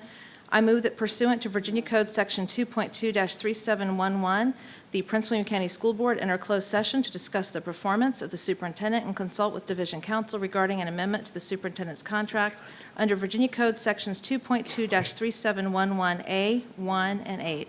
No. I'll second. Discussion. Mr. Chairman, Point of order, can the person who made the motion speak to it, if it's customary? I mean, he called on me and didn't. Well, I said you seconded it, so I have a discussion. And then he called on me. Right, usually when we have discussion, the person who made the motion gets to speak to their motion first. Okay, we usually do. Sure, Ms. Satterwhite. I'll wait till Ms. Satterwhite goes. Yeah. Okay, as I said, it's unprecedented for us to discuss personnel issues in public, and I feel very strongly that this is something we need to discuss as a board back in the back and then vote out in public like we normally would after we discuss the superintendent's contract and the normal schedule in June or May. So I would strongly suggest that we move this to closed session and then reconvene for a vote. And I don't recommend we take a long time because we still have a lot to do. Ms. Williams. We already did that. We had a superintendent's contract discussion in closed session where we did the evaluation in closed session. What we did not do was come out and make a vote on anything that came of that closed session meeting, which is the idea of what we are doing right now, no different than we have done any other year. So I'm a little confused as to why we would go in the back and have a closed session meeting on something we already met about. Actually, when it gets to that point, we've already had this discussion, and I'm pretty sure, was it a school board member who put this on the agenda tonight? No. Okay. Just wondering what we were going to discuss differently than what we did during the evaluation. Because I feel like putting this on the public agenda opens us up to all of us publicly discussing it unless we move out to discuss in closed session. I really would prefer us to move out into closed session to discuss this, and then we come back and we make the vote. Can I just make a point? We don't have to discuss why we're voting because that is closed session information. All we have to do is make a vote, which is exactly what we do every year after we have the superintendent's evaluation. I just want to know. Order in the room, please. So we don't waste any of our more time of the public or any more tax dollars, what the difference would be between what we were discussed already in closed session and what we are discussing now, because I have not heard a difference yet. Mr. Deutsch. Thank you, Mr. Chairman. To be frank, personnel items are usually dealt in closed session because that's the appropriate way to do it. And my apologies to some of the people in the room, but what happened earlier is an example of why this discussion should have been in closed session.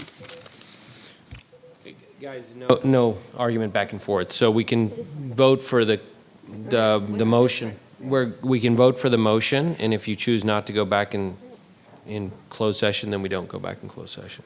I would love to speak. Please vote. Ms. Jessie, there's no arguing here, just give me your points. I don't want to argue. There has been such a misinterpretation of what we are doing tonight, because as one person said, if your contract is renewed, I think that there's a misconception of what we are doing, and what I see is that the amendment is not exactly what was agreed upon in closed session. So I just think that somehow we need to clear this up, because I think some people really think that Dr. Waltz is not going to receive a contract. And that is so far from the case. And so I wouldn't mind going into closed session just to clear up a couple items, because I do have some questions. Call the question. Ms. Williams, yeah. Thanks. I just wanted on public record for everyone to understand that this, exactly what we're doing is stalling, because we did discuss in closed session the superintendent's evaluation. We discussed, excuse me. and that's not what we're discussing right now, nor is it what we're voting on. It is inappropriate for any board member to discuss what was discussed in closed session. Right, but it was also public that we went into closed session to discuss that. Okay, The guys, results so of it, I don't let's think go will ahead make and a call the difference. vote. We're voting to go into closed session or not.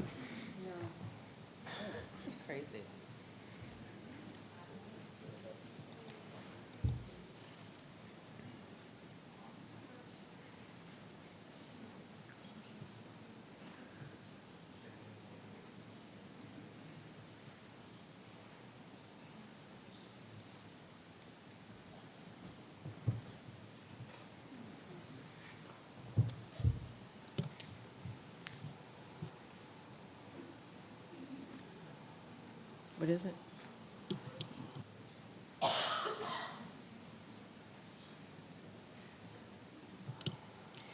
The vote is 3 yes,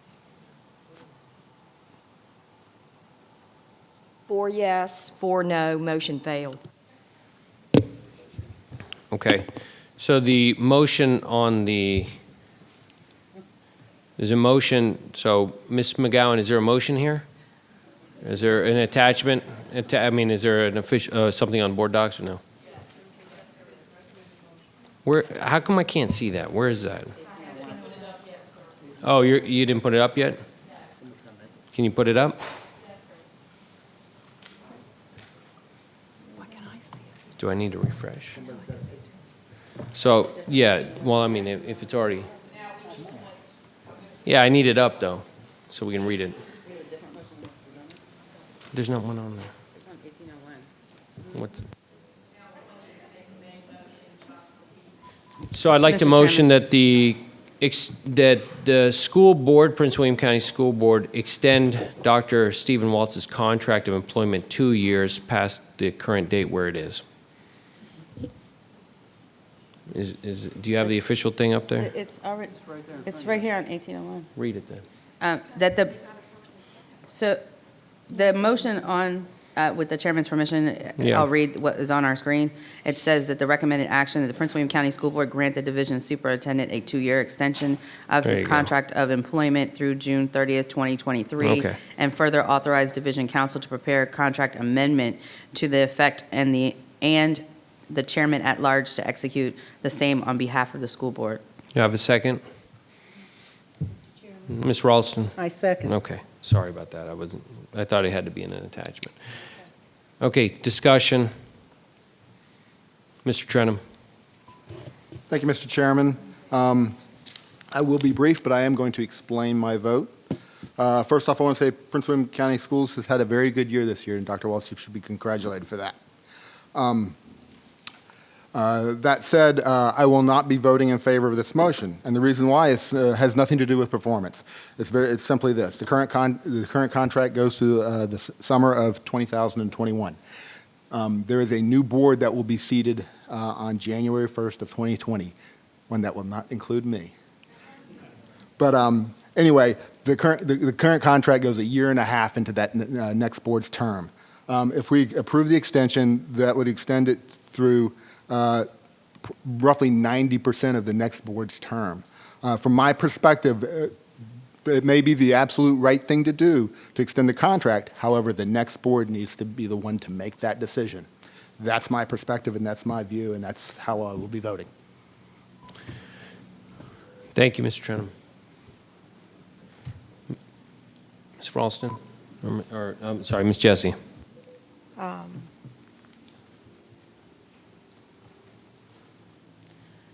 You know, when during citizens' time, you don't discuss what happens in citizens' time, but I have to tell you, it's been very frustrating for me and my family, and I think my husband it's been very frustrating for us. First and foremost, I am very uncomfortable having this discussion because I had the discussion in the back, and we had pretty much a vote on a contract. I'm sorry. I'm sorry about that. Okay. Well, we knew what we told Dr. Waltz. I'm sorry. Okay. I am uncomfortable with what has happened. I've been a principal for a long time, and you're going to have to give me some time on this because I've been in this business a long time. I loved what I did. I was a principal, and I loved it. But as a principal, I had situations where the teachers didn't like what I did, and my evaluation was affected by it. But I never had the opportunity. I never went to my staff. And so, Dr. Waltz, you know, I supported you. I brought in a facilitator because I didn't like the way the process was going, and I wanted your evaluation to be fair. I went to 2 sessions just to get that done. And now I'm finding that principals have been told the number of votes, and it's very uncomfortable and very disconcerting. I, as a principal, when all these things happened to me, I didn't have that luxury. I couldn't bring my staff in. I couldn't involve. If I had done that, I would have been dismissed. I would have been moved out of that building. So you and I were going to have a sit down. And the day before, I learned all this. All this thing with all these people has been bothering me. Please.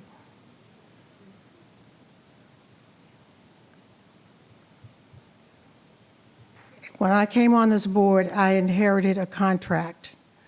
And frankly, I was amazed at the amount of money was being paid. But it's not really about the money. But we are asking, and it seems that this proposal is asking us to not just extend a contract. He already has 2 years in his contract. So what you're asking us is to give him a 4-year contract. And I can vote for a 2-year contract to remain, but I have a hard time asking the taxpayers and justifying, because your salary with compensation is a great deal.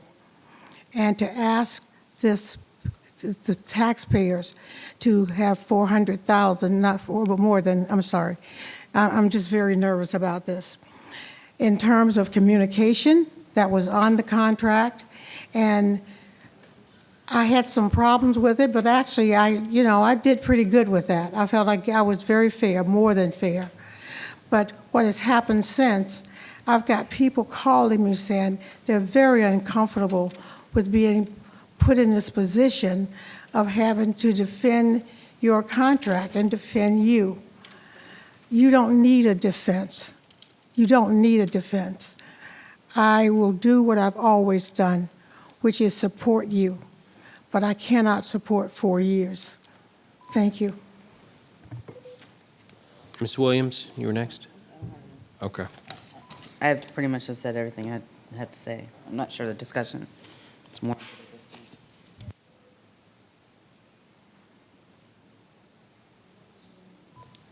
Mr. Wilk. Okay, I'll be brief. So my rationale in supporting this, and a couple of things, baselines of this, being in the school system, also in the private sector, working with superintendents all over this country, and the work we do. I've been involved with superintendent searches in school districts, leading focus groups when school districts are in turmoil, with superintendent changes every couple of years.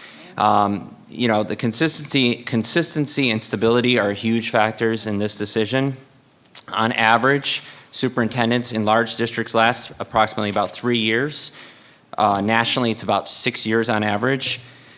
Now, there are mixed reports and studies on actually the value of a tenure of a superintendent on the academic performance of schools, but I can tell you directly from the work that I've done and just being on this school board, I do see major benefits to the stability and having a strong leader at the helm. Dr. Waltz's tenure, long-standing relationships have provided a number of business partnerships with private sectors that have brought in additional millions of dollars to our school system. Dr. Waltz is a nationally recognized superintendent by his peers, not just in the vast Virginia Associated School Board of Superintendents, but the NSBA and the AASA. He's recognized as presentations on curriculum, high school achievement, budgeting, all-day kindergarten programs. For my district alone, and believe me, if anyone goes back and Googles, I wrote blistering editorials and op-eds about this administration 4 years ago when running for the school board. One of those articles said, leadership is to blame for low performance of our schools. Now, having the experience to work and be in this side of the system instead of the outside perspective, and I was a teacher too, but having the benefit of being in the school system and working now for 4 years with Dr. Waltz, I can say I've seen some direct benefits that have benefited my constituents with Dr. Waltz, things that he has helped support in my district that have been very beneficial. Just to name a few, the expansion of pre-K at Washington Reed, the expansion of CTE programs.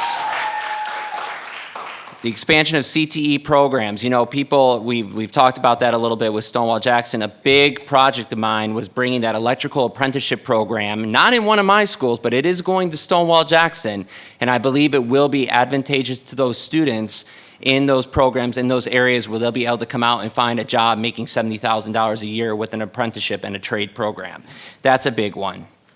Before even this good budget, Dr. Waltz worked directly with us and the board, providing back-to-back steps for our teachers.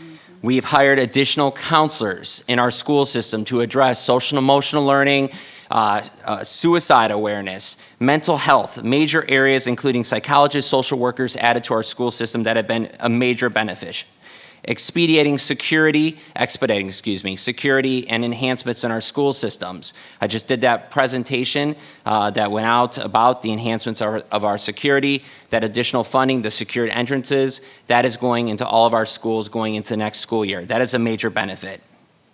The Virginia STAR program, the IT program at Forest Park, additional funding that I requested and specifically asked for because I'd go into a room and find out that the IT school had servers and internet that was not loading at a speed that I thought for the IT school in the East that needed to happen. We provided the additional bandwidth and the funding to bring that to that school. We have the additional digital cameras, the Macs, the programs that we're bringing there to have a world-class IT program at that school. Aquaponics at Potomac Middle School, another program that people don't talk about. A lot of people say, oh, the Route 1 corridor, that is an outstanding program that Dr. Waltz has stood by me and supported, even at times it almost became unraveled at a site-based leadership decision, but I appreciate Dr. Waltz supporting that. As a parent of a special education student, a 7-year-old nonverbal autistic child, I can tell you that the overhauling of our special education system and program will be advantageous to our students many years down the road. That audit did not have to happen. Well, we voted for it, but there could have been resistance. But the fact of the matter is not only did we do the audit, but we're going through and finalizing and moving forward with those recommendations. That is a major advantage. Expediting the CIP and the Potomac District. We talked about better utilization of our schools. We accelerated the Patty addition, adding the additional classrooms on Patty a year earlier. We've moved forward to hire the fine acquisition of land for another elementary school back there so we don't get the overcrowding in the Potomac District that we've seen before. Yes, do I have goals moving forward? Absolutely, and things that I want to do. Yes, I'd like to find a permanent funding stream for our military families or additional grants to support those families. Yes, I would like to continue expanding CTE programs in our district. Yes, I would like to provide the additional funding and equity to our high school and middle school buildings that are older models that need the enhancements. And yes, I have said this before, I would like our county to develop our own unique profile of what a Prince William County, Virginia graduate looks like. With all that being said, looking at an article that I read about building relationships and yielding results, it says, superintendents and school boards must be able to work together to balance relationship building and results, creating a synergy between and among all stakeholders in our system. I believe that Dr. Waltz has done that, most especially over the last couple of years of my board term, and that's why I'm going to support this extension. Thank you, Mr. Wilk. So I'm going to, Mr. Deutsch. Thank you, Mr. Chairman. This is an interesting vote. There is, I think, this is not in any respect a vote on firing or hiring the superintendent. There's a vote on adding 2 more years beyond the 2 years that are already here. There are a lot of good things that we've accomplished. There's a lot of good things we're going to keep accomplishing. And we've gotten a lot of good things done over the last 4 years. There's been an incredible level of energy in terms of working with and communicating with students, helping students' needs, and that's been incredible. And there's a lot of good things going on. It's still very odd to be having this vote as a public vote outside, or just a whole discussion outside of the regular closed session protocol we do for personnel things, and turning this into quite the public discussion it is. But that's one thing.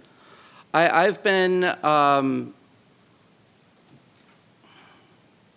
superintendents do an incredible job. Superintendents run one of the largest organizations in any county. They're going to be paid well, and they should be paid well. Part of that is a 4-year contract. 4 years is, I believe, the maximum that's allowed by law. And so that's a good thing. We have 90,000 students and 11,000 employees. We've got a large transportation fleet, a large culinary fleet, or a culinary food program. But I've always taken the position that as part of a 4-year contract, we review a contract when we get to the end. And I've been frustrated through my time on the board with continually adding to a contract, and I think we should agree to a contract, set a contract, complete the terms of the contract, review it towards the end, do an extension. And that's been my position. There are different positives and negatives that we could discuss. The only thing I will say, just in terms of the incredible oddity of this particular vote, I've been lobbied aggressively by people on both sides, and I appreciate, as always, people sharing their perspectives. And I think my friend from Potomac talked about a synergy between the superintendent and the school board. This is an item, I believe, requested by the superintendent. And honestly, I haven't gotten a call from the superintendent or been reached out to talk to about it. And that just seems a bit odd. We're being asked to have a follow-up vote, and there's no conversation there. I'm going to stick to where I've been. I think there's been a lot of awesome things happen in the last 4 years. Look forward to reviewing the contract when we get to the end, and mapping out the next 4 years of the school division afterwards. Dr. Waltz. Again, not to get into a debate, but just a friendly reminder that we did talk about it. You and I had a lunch meeting. I had the post off of your website that said the next election was critically important for the school board because you may be assisting with picking the new school superintendent. And at the time, you said to me the reason, I said, do you know something that I don't? And your response to that was, well, you didn't ask for a contract extension last year. And I said, well, the problem with that is it was an election cycle, but we're going to have a second election cycle back to back. So I will be asking for one this year. So I don't know if you recall that, but. Yeah, so I'm gonna wrap up the debate. So I'm gonna make something, a couple things clear before we vote. I am served on this board now 15 months or 16 months. A couple things I want to clear up because there's many times misinformation in the public, and sometimes I think it comes even from this board. Let me first be clear. When you're elected to the school board, you're elected for the entire time. So you, by pushing off a decision, just with all due respect, Mr. Trenum, by pushing off a decision to another board means I guess I elected you for 3 years. And frankly, you've been elected for 4 years, and that means every vote counts. I think this board is more positioned to make a decision on the success of the superintendent, his production, and more inclined to understand what the needs are of the school division moving forward. And so I think I would never push this off to another board. Second, we are the 35th largest school division in the United States. There are very few people who can come in here and manage this. This is not easy. I just got off, as many of you know, I'm on the Board of Visitors at the University of Virginia. We went over a presidential search. The search took 6 months. It's not even the 35th largest university in the world, and we have on your fingers, you can count the kinds of folks that are qualified to come in there and make a real difference. I think Dr. Stephen Waltz has done a fantastic job. In all the years I've lived here, I've seen schools go from not being a school of excellence to schools of excellence regularly in areas that never had that opportunity, and we're not doing that, particularly even in the first area I lived in Belmont Bay. I've seen the graduation rate in the time I'm here go from 83% to 93%. We are ahead of Fairfax County. That doesn't happen by accident. That doesn't happen because of a coincidence.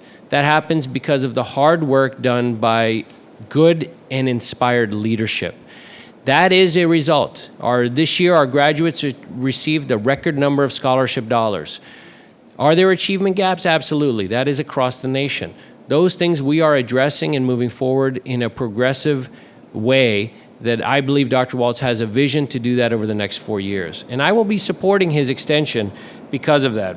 I believe very strongly that, when we talk about salary, so, like I said, you count on your fingers on who's qualified to do this job. There are very few who can do this. This is an enormous enterprise, a $1.5 billion budget, 91,000 students, 12,000 employees, 98 schools. This is not easy work, and it's not easy to find good folks to do it. He's done a tremendous job. He is the second longest serving superintendent in the Commonwealth of Virginia. He's been voted on by boards of both parties, and his contract has continued to be extended, not by accident, because of his annual evaluation that has always come up very strong. He has done some incredible work this year while I've been on the board in innovating, creativity, his communication with the students, and his commitment to our student success has been fantastic, and the public recognizes that and sees that. We have delivered this year the best budget. His budget has addressed the needs of every member on this board. All of the things that we wished for and the things that the community needs, we are still behind. In the recession, not a single teacher got laid off in our division. That was not true for the rest of the surrounding divisions. We didn't increase the salaries at the speed others did, but we didn't lay off anyone. This year we gave the teachers the largest raise they ever had, or the employees in over a decade, and we intend to continue to work hard towards doing that. Many things that can't be done are not necessarily in the power of this board. It's in the power of the supervisors and the amount of money that they dedicate to schools.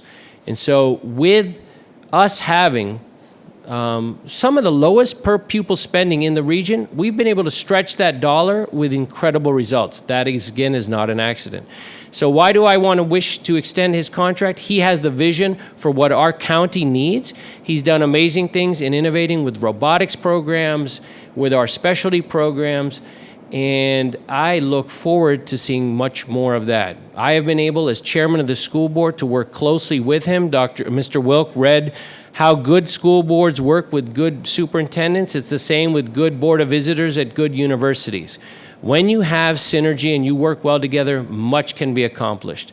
I am very proud of what we accomplished this year. It could not have been done without Superintendent Waltz's experience, commitment, and desire to continue to progress forward. His staff has been dedicated to doing that, and that is why I'm going to support this. And I would urge all members, regardless of your concerns of whether a new board should come in or whether there's some personal issues that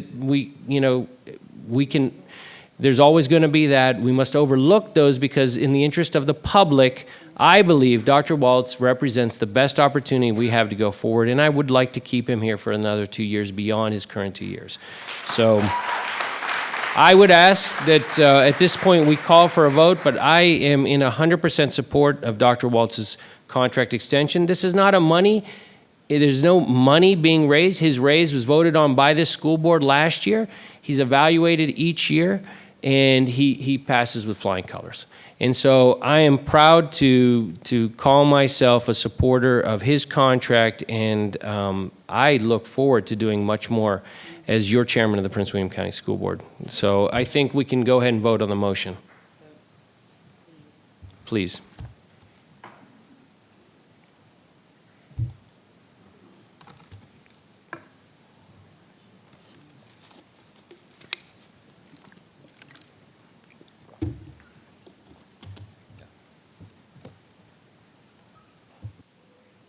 The vote is 4 yes, 4 no. Motion failed. We're going to take a 5-minute break. Thank you. Okay, so we're going to be back in session. I apologize for taking that break so quickly. I have a babysitter I had to let go and get on the phone for my kids, so my apologies. Because when I did it, they turned off the TV, so I'm going to have them re-announce the vote totals again and who voted which way, because I wasn't in the room. Can you go ahead and do that, Ms. Urban? This is the vote on the superintendent's contract. The vote is 4 yes. You don't have that. That's not upright. No, that's... Well, that's not right at all. That's inverted. That's inverted. Yeah, pretty much.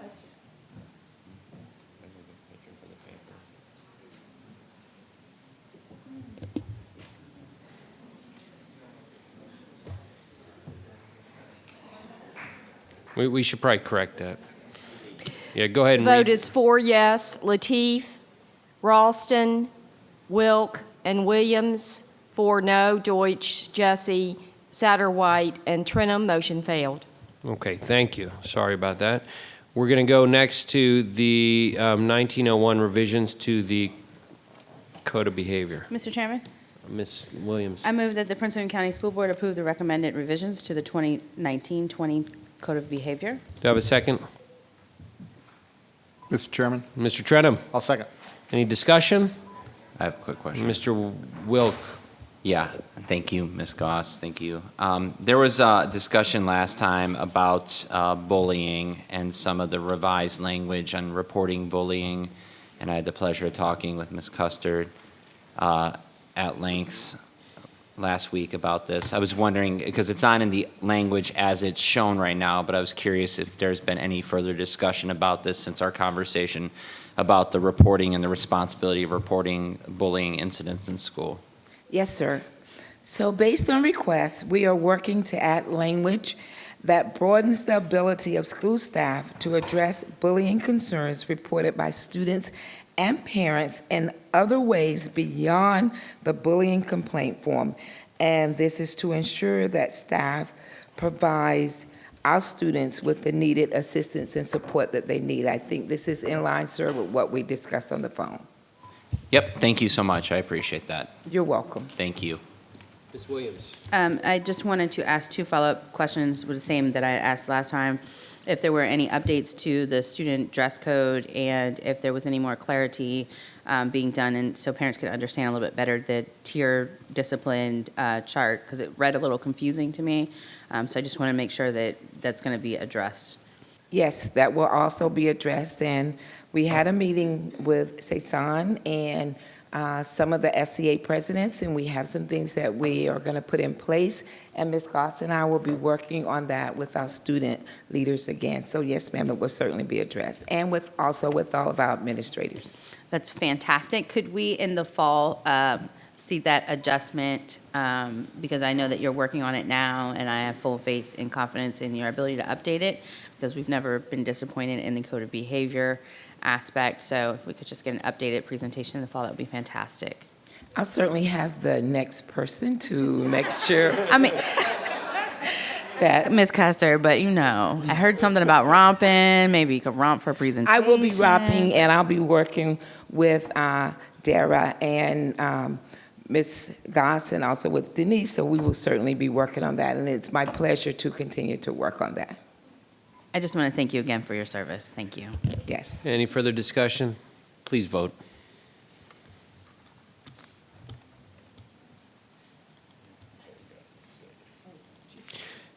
Next up, if you want to get up, Ms. Goss, achievement data for the Head Start VPI. The vote is 8 yes, unanimous. Thank you, Motion Ms. Urban. passed. We're going to be moving quickly through some of these votes, okay? Thanks. Head Start. So good evening, Chairman Lateef, school board members, and Dr. Waltz. Tonight, we are here at the encouragement of Ms. Jessie, and we are excited to present the student data from our outstanding preschool programs. Both Dr. Waltz and the school board have been champions for the expansion of preschool programs, and we sincerely thank you on behalf of our youngest community and PWCS family members.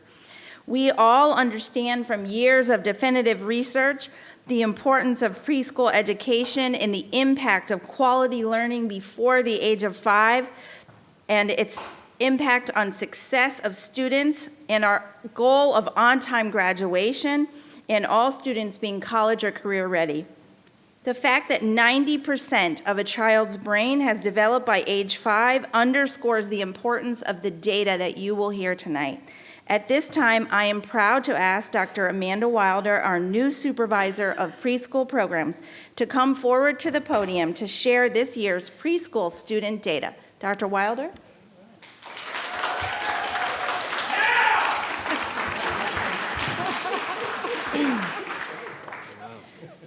Thank you, Dr. Lateef, members of the board, Ms. Jessie, of course, Dr. Waltz. This is really the most exciting first school board meeting I've had to present at ever. So thank you for having me. I am very excited, though, to present the data from our preschool program. So I'll begin with our demographics. You can see that about 60% of our students speak a second language, and we have several supports in place to help students with that transition. On the right, you can see that data that shows our program is inclusive of students with disabilities, and we partner closely with the special ed department to make sure they have all the supports and needs taken care of. This slide details some family demographics. On the left, you can see that more than half of our families have a high school diploma or higher, and we work with all of our families to support and maximize their child's school opportunities. On the right there, you can see that we follow all state and federal requirements with regard to income eligibility for the preschool classes. A very unique and powerful component of our preschool program is the partnership and support that we provide our families. Our staff work with them to set and accomplish specific goals, such as English classes, working on our GED, and we even had one of our parents finish her GED, and we celebrated that during our policy council meeting. It was very, very just wonderful. We also support other goals, such as finding a job, housing, and so on. This very important work makes all the difference in the lives of our students. Here is a chart that shows our progress in the area of literacy. The blue represents the beginning of the school year, and the green represents the average score at the end of the school year. And as you can see in every category, we exceed the orange benchmark set by the state, and we are very proud of that accomplishment. Here's some more good news. The very reason that we do what we do and work so hard to support our students is to prepare them for kindergarten. We want them ready to go. And as you can see here, our children are more than ready in every single category. But of course, absolutely none of this would be possible without, I have some staff back there. There were far more of them at 7 o'clock tonight. But please stand up. I want to acknowledge all of the hard work and everything that you do.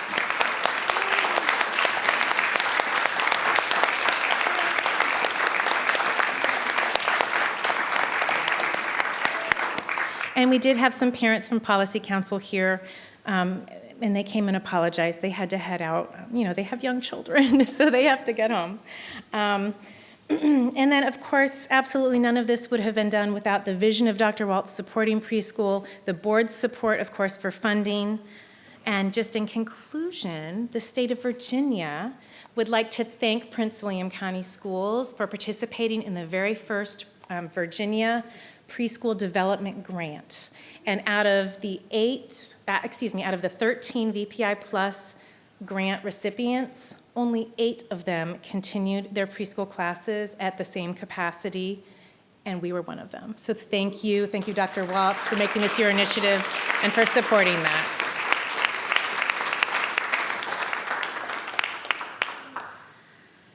Questions? Mr. Deutsch. Thank you very much for your presentation and for all the work your team does. It's greatly appreciated. Just one technical question.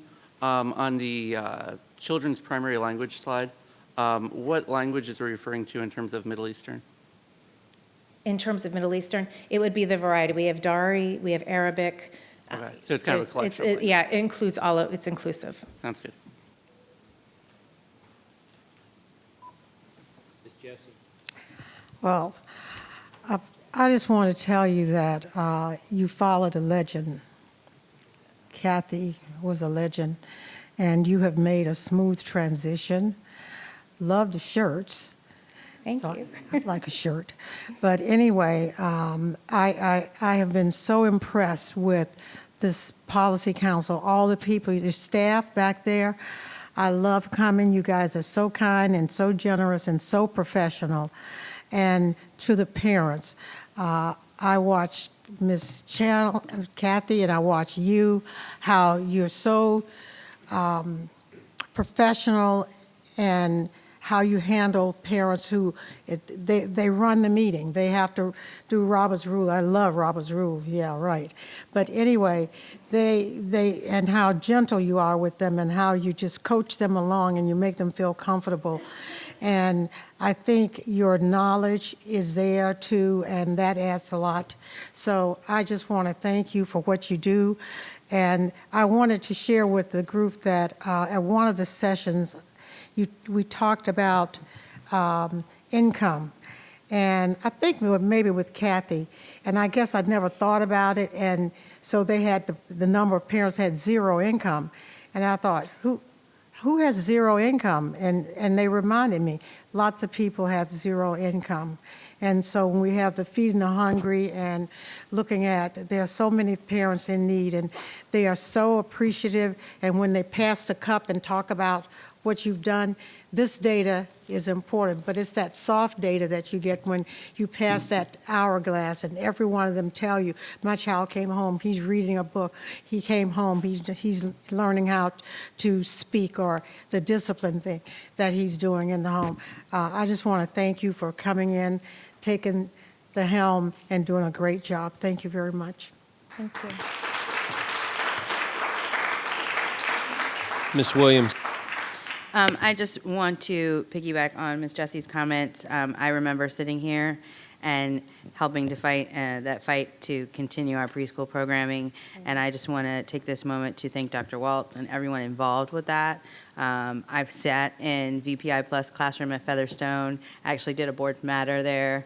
I've seen the kids. They're in my neighborhoods. When I go to the grocery store, I see those families. I know as a product, someone who went to preschool, I sent my own kid to preschool. I know that it is one of the biggest returns that we can get on our dollar investment for our students. And I just really want to applaud everyone who's continued on this effort, and I really appreciate the fact that Dr. Waltz has expanded our preschool. I look forward to continue expanding our preschool because I know our wait list is long, and we have families that are 400 plus below the poverty level, and there are families like mine who are middle class who still struggle because private preschool is very expensive, and it's something that every child should have. And all families are not in a position anymore to be able to do that for their students at home. So I just really want to thank you from the bottom of my heart because it does make a difference. I'll never, ever forget my son who just graduated this 2 weeks ago telling me in kindergarten, coming home 3 weeks in, putting the child's seatbelt on him going, "Mommy, do you know there's kids that don't know their name? They only know their nickname, and they don't know their colors, and they don't know this, Mommy. And do you not have to help the teacher? And what are they doing at home?" Not even understanding the privilege he had at that age, that it wasn't simply afforded to everyone.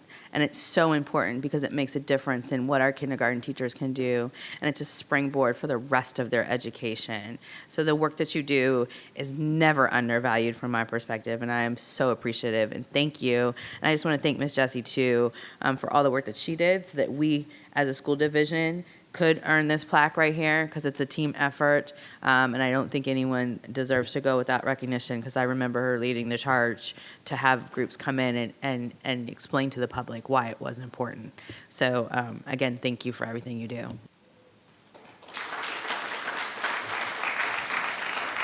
Mr. Trenum. Thank you, Mr. Chairman. Just one quick question on the table on slide 6 with the outcomes proficiency data, and it's just kind of a curiosity, technical question. We have all our different proficiencies for all the different categories, and at the bottom we have a total. Is the total the number of students that are proficient in all of them, or is there some other math involved with that? It's the average total. It's the average of all the group there? Yeah. Okay, thank you. You're welcome. So great. So I'll wrap this up. Couple things. The one cool thing about going through the commencements this year is that we graduated our first generation born in the new millennium completely. We have an incredibly high graduation rate. I asked Dr. Waltz a few months ago, what do you credit this improvement? Over the course of 10 years, you would be challenged to find another school division who has an increase in the graduation rate like we've had. And Mr. Mulgrew and Dr. Waltz put together a list of things that they thought were extremely helpful and provided that to the board in our informational items. And one of the things that they put out there that I really do believe, and this study bears it out, or this work you guys have all done, is that when we went to full day kindergarten, these are the first 2 classes last year and this year that are benefiting from that. And you're going to see those numbers continue. When you invest at this young age, it is critically important, and it has a return on investment for the dollar that is beyond anything else we can do afterwards. The state of Virginia has $6 million in matching funds for us to go for more pre-K funding. We are challenged with space, and I talk daily with the governor's office and with our legislators on how best we can access more funds to be able to access that matching dollar. So I'm committed to continuing to do this. VPI Plus, thank you, Dr. Waltz, for continuing to keep this program and continue funding it in this new budget for this year was one of the great wins, I think, in this budget. And so your work here shows this, and if we had universal pre-K, we would have some amazing results in 18 years, or in rather 14 years. But That's what it takes. When you invest in children, you'll see that payoff, and it's working. And as a member of the Board of Visitors at UVA, we are now accepting those students who are first born in this new millennium.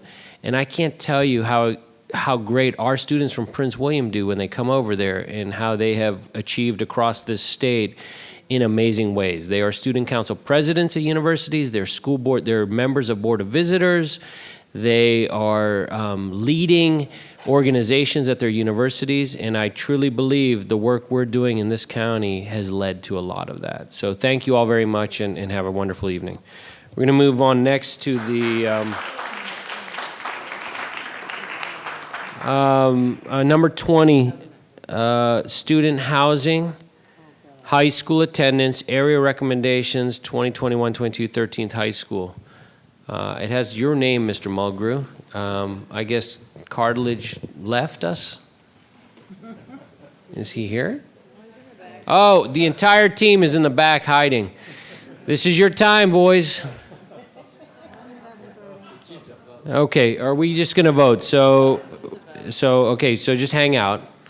Mr. Trenum, I would like you to have a minute here to make a motion if you so desire. Mr. Chairman. Mr. Trenum. I move that the Prince William County Public School Board approve boundary plan titled Brentsville District School Board Member Adjustment 1B in conjunction with the following resolution. Older schools in Prince William County schools often have large numbers of economically disadvantaged students that require additional academic support. These older schools also have significant facility and infrastructure needs that compete with the academic support requirements for school resources that are allocated via the budget allocation process.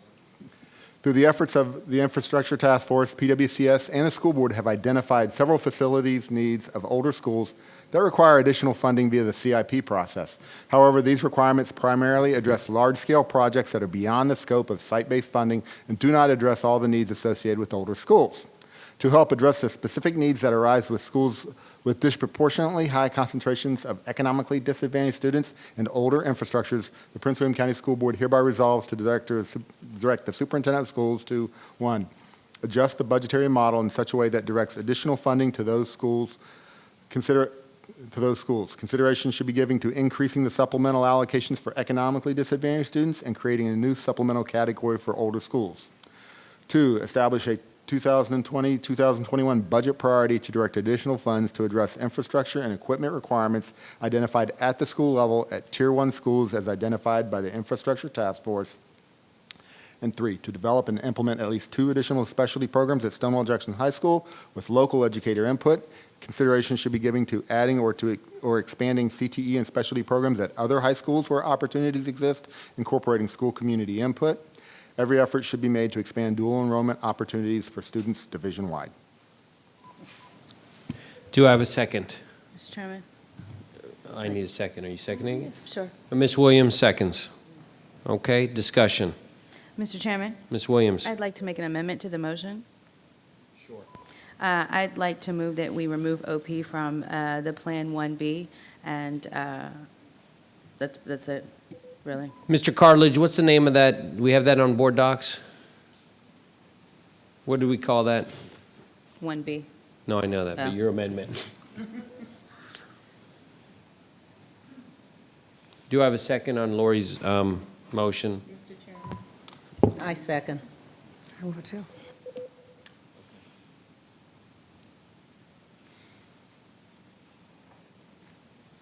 All the president's name. Hi, good evening, everyone, or good morning, I'm not sure. Still evening. Excellent. Yes, we do have, media has 1B amended is what we're calling it. Yeah. And it's available for your display right now. So this will be 1B amended. Ms. Williams is offering an amendment to remove, can you just make very clear, you got 10 seconds to tell me what the amendment is. Go ahead and time me. So what this is doing is taking Mr. Trim's 1B plan and not sending any students to Osborne Park. The area circled in red is the area that would retain at Stonewall Jackson High School. Okay. Let's go ahead and vote on Ms. Williams. I just wanted to say that I made this amendment to, or suggested this because we heard such outcry from Osborne Park not having an opportunity to have public comment, and in keeping with the spirit for this board, who has mentioned several times that we didn't want to do that, that I just thought it would be a good idea to go ahead and keep with what we've decided on in spirit. I'm going to go to Deutsch, then Trenum. Thank you, Mr. Chairman. The Osborne Park portion, as well as the Brentsville portion of this map, is essential to making it work. We have had it's been a number of weeks now that maps have been floated with OP and Brentsville brought into the equation. I will also say we have had discussions about needing to have brought in Colgan, OP, and Brentsville way back in the early spring. I sat down with the Colgan Parent Advisory Committee early spring and let them know that before all this started, I think Colgan might be brought into this whole equation. I sat down with OP as early as I could to let them know as well. People have been involved in, we've alerted people to this process. Now, the long-term situation with OP is that we need students in OP for when we finish adjusting all of our boundaries countywide. When we address overcrowding countywide, we're going to need OP to be filled or much closer to filled with students enrolled in its current boundaries. And doing it partially here, doing it partially next time when we address the 14th high school, to add students on both ends is going to make OP strong in the long term. But we really need the OP portion of this to work as it. Thank you, Mr. Trenum. Thank you, Mr. Chairman. I guess from my perspective, number one, the part of the ability to make the adjustment plan work is bringing the total student population at Stonewall Jackson High School down enough to allow room to draw in additional students via programs and transfers. This adjustment puts it right back up at 100, at least according to our projections, at 100%, and in the 2023-2024 timeframe, so 3 years out. So it basically fills back up very quickly, which doesn't allow opportunity to do that. As far as the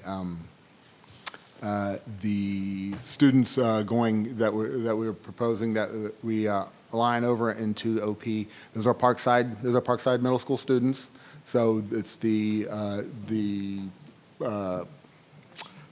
progression is more aligned with middle school to high school, which is what we attempt to try and get. So it does benefit those students that way. So it allows for that, and I think in the longer term it does provide a more stable, a larger assigned base of students for OP so that as these we know the transfer patterns are going to change after we do those boundaries, and so this actually helps. I believe that OP will lose students from the Stonewall Jackson area that normally transfer over there and other areas in the schools in the West. So this actually helps backfill those a little bit. So from that perspective, I think it's a good plan to go ahead and leave it as it was. Ms. Jessie. Thank you. The OP has not had ample time for input. It's happening at the end of the school year. I think down the road, if you guys want to do something, that would be fine. But when we look at those transfers, we're not just talking about making a decision that would involve OP, but Stonewall has 254. Garfield has 90 kids going to this school. Woodbridge has 77. Battlefield has 39. Potomac has 85. Colgan has 123. And there's another, I wrote another one, but I can't read my writing. At the end of the day, if we make a decision for OP, we're making a decision that could affect these other schools, and they have not been involved at all. So we're making a decision that affects other schools, these other 6, 7, 8 schools, and 1,000 kids. who, because as a principal, once these kids become your base has to come first. So some of these kids in these specialty programs will find out when this happened that they can no longer go to the specialty program. So I think Dr. Waltz talked about OP and what it's gone through, and I'm asking you to please not do this at the last minute. And I was not involved in this process, and I am the attending school board, and I would have liked to have been involved. So I think there's a lack of involvement, and that's why I think that the parents came to us and said, please keep OP out. They've called me. Many of them are on vacation at this point, and they're frustrated. So I would like for us to consider the amendment. Ms. Williams. I just want to say in closing, the reason, again, to reiterate, is that we've also, we've heard from the parents who've come before us, Parent Advisory Committee, the students. Dr. Waltz even just spoke to us at the last meeting about OP stabilization, and to the comment of the transfer rates. I think that that's not considered as given as much weight as it should from this board. I mean, OP has a high transfer rate because, their specialty programs are amazing. And no matter what boundary you have, there's still going to be students you're going to transfer in, because it's the only one school right now that has pre-governors program, their biotech and engineering program. And I just want to let you know the 13th high school right now, because we all got this back in November, it's the specialty programs for each high school, and what's going to be added is only starting with 2 specialty programs. So it's going to be new. We all know, I was a student at Woodbridge when Hilton opened. Everybody moves to a new school. That's part of what happens, regardless. But as far as specialty programs, it's not starting out with 4, 5, 6, 7 specialty programs. We already have in the works to add 2 current specialty programs, which we knew about since budget season. So, to me, it just makes sense if we're going to continue to say that we are about transparency and informing people and giving people an opportunity to speak. If we do this, we're, like Ms. Jessie said, we're jeopardizing the students who go and travel from all over parts of the different parts of this county right now to go to that biotech program, to participate in the pre-governors program, and we're messing with that. And that's an important part of OP's culture and why they are. Stonewall Jackson too. They're slated to receive 3 new specialty programs. I'm really excited about the 13th high school new specialty program. I'm sure that's going to get a lot of transfer rates in too. But I really believe that we know where it's located. There's only so much expanding of student base that you're going to get because of where it's located. I just don't see the rationale of adding it. The difference between Plan 1 and Plan A is essentially the Stonewall OP transition, the addition of the airport for Brentsville District, and the Gainesville Crossing. So it's not that much. The whole plan's not going to fall apart if we take out OP, because it's very similar to 1A. So I don't understand the justification on that either. I just hope that the rest of the board will understand what I'm saying and take that in consideration, and especially put weight behind our superintendent's words and saying that, understanding that OP just got back to where it needed to be. I don't think that we should mess with it. That's just my personal opinion. Thank you. Great, thank you, Ms. Williams. So we're going to go ahead, I'm going to clarify this vote. So we're going to be voting on Ms. Williams' motion to amend Mr. Trenum's motion. So we're going to substitute Plan B in this substitution, we're going to remove the section for OP. So that's what this vote is. If you agree to remove the OP section, you will vote yes. If you do not want the OP section, then you will vote no. Am I stating that correct, Ms. McGowan? Did I say it wrong? So if you're going to approve Ms. Williams' motion, if you vote yes, you're voting to remove OP. Correct? Correct, Mr. Cartledge? We want to be very clear about this.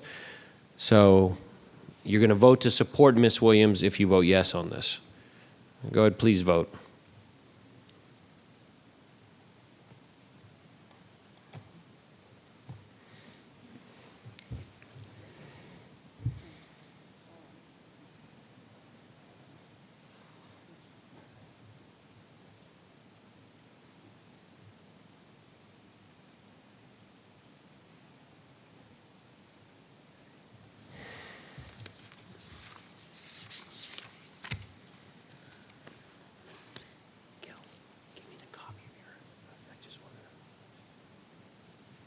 You just read it, didn't you just read it? The vote is 3 yes, Jesse, Ralston, and Williams, and 5 noes.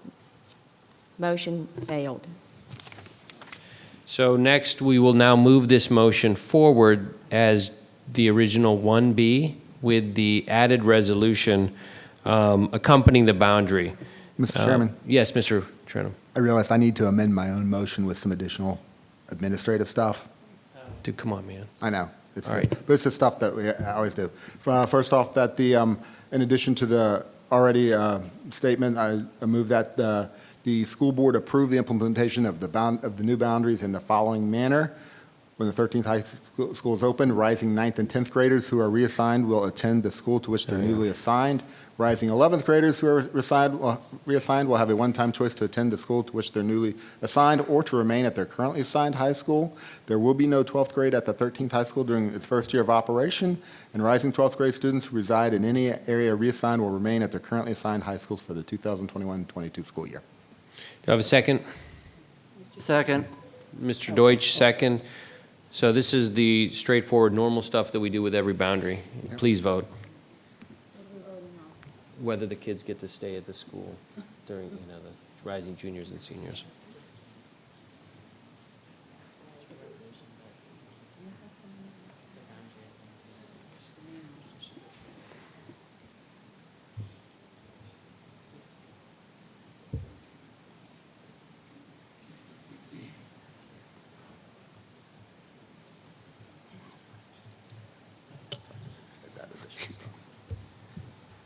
Allison? For clarification. Allison, you says not President vote.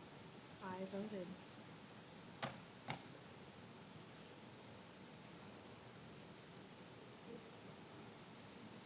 I voted.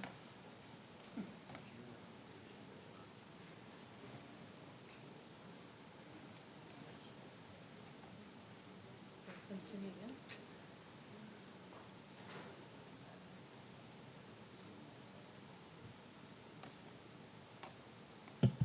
Dr. Lateef, can I ask board members to vote again? It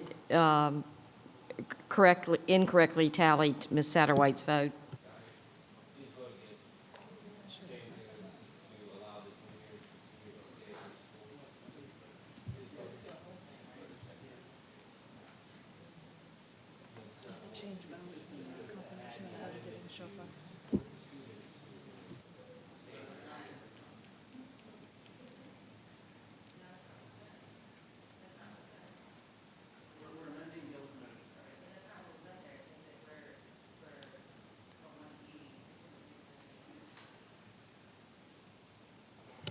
The vote is 7 yes, 1 no. Motion passed. That's not the final motion, folks. That's not the final motion. That's just the amendment of Mr. Trenum's adding for the seniors and juniors who get to stay. So we are now moving towards voting on Mr. Trenum's amended motion, which has the juniors and seniors getting to stay at the school that they are at without having to transfer. This is the 1B plan. I think we can go ahead and vote on this. Mr. Chair, what are we voting on now? Why can't we separate the resolution from the boundaries?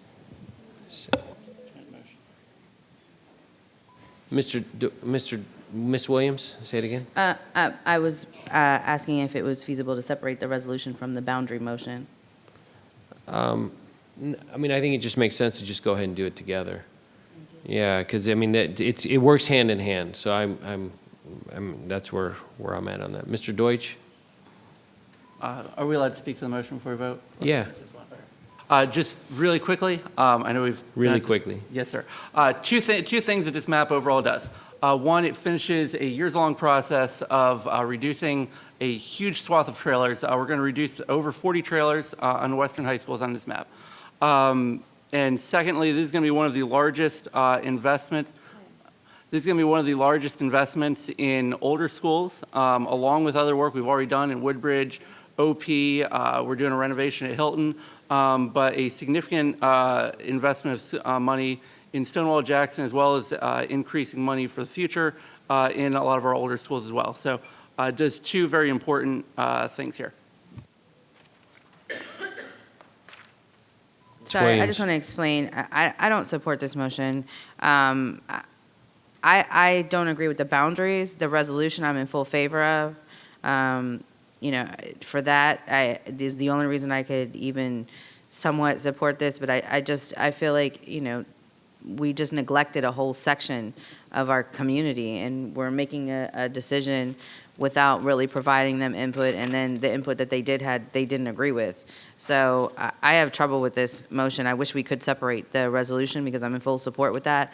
It's something that our superintendent is already currently making progress towards in our budget. He did bring back the funding for economic disadvantaged students. It's not the level it needs to be, but that was also discussed. An expansion of specialty programs, like I said, that's something that we are currently doing. So I like the resolution, but I can't support them jointly. Mr. Trenum. Thank you, Mr. Chairman. I was hoping to get around to this earlier, but I just want to say, first off, boundaries are hard. High school boundaries are always the hardest. I want to thank everybody for all your input. We did all get your emails. We read them. We try to respond to as many as we can, but to be honest, we can't. There are always some that we miss. The boundaries, there are a number of different things that we are trying to balance and trying to address, and we never are able to make everybody happy. That's just a part of it. But one of the positive things about it, whenever we do this at the high school level and every time, is when we provide the additional capacity, all the schools in the area come down to a reasonable level of student numbers where we can open up all the specialty programs for any student again. So that allows all our students the opportunity to find an academic program that they think is their best fit. So that's a positive aspect about this. To some of the people that were asking that the communities stay in Stonewall that may not have, I would encourage you, by all means, it's a great school. Over the years, I have told so many people, I've recommended people, you know what, your kids would do great at Stonewall, please send them there. But I would encourage you to keep that up, and the best cheerleaders that we can have for continuing the excellence at Stonewall are for those Stonewall parents to just go out and tell your friends and tell your community that, hey, this is a great option. Please consider that. So that said, that's all I have right now, Mr. Chairman. Ms. Satterwhite. Thank you, Mr. Chairman.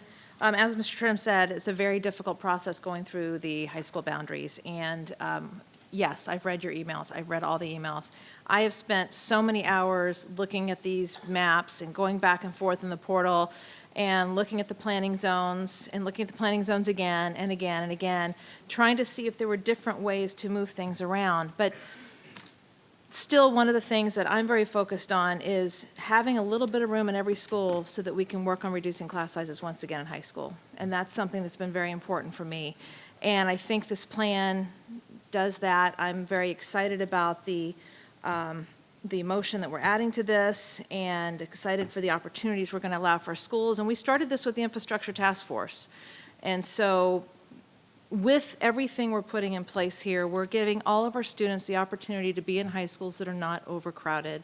And OP will be working on, there is time between now and 2021 school year, there is time for OP to get ready for what is in this motion, assuming this passes. I'm excited about the new programs we can add, not only at Stonewall Jackson, but also as we look at programming for other high schools to give all of our students tremendous opportunities so that when they leave us, that they are ready for their careers and to lucrative careers or ready for college and to be successful in college. So yes, I will be supporting this plan. I want to thank everybody who contributed, all of the different meetings we had, all the emails that were sent to staff. Thank all of you in the community for being a part of this, because we did hear you and we tried as much as we could to get everything in there, and it's just not always possible. But thank you again for trusting us with your kids, and we will do the best we can by them. Thank you. Okay, Ms. Jessie. I I'm very disappointed that we talk about communities being involved.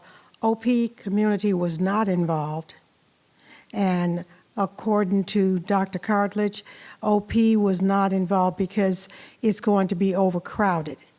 And I think it's unfair to include them at the very last minute, not to include the board member who I also represent that district. And I just want to reiterate that 90 Garfield students will be affected. Woodbridge, 77. Potomac, all these kids who are going to OP.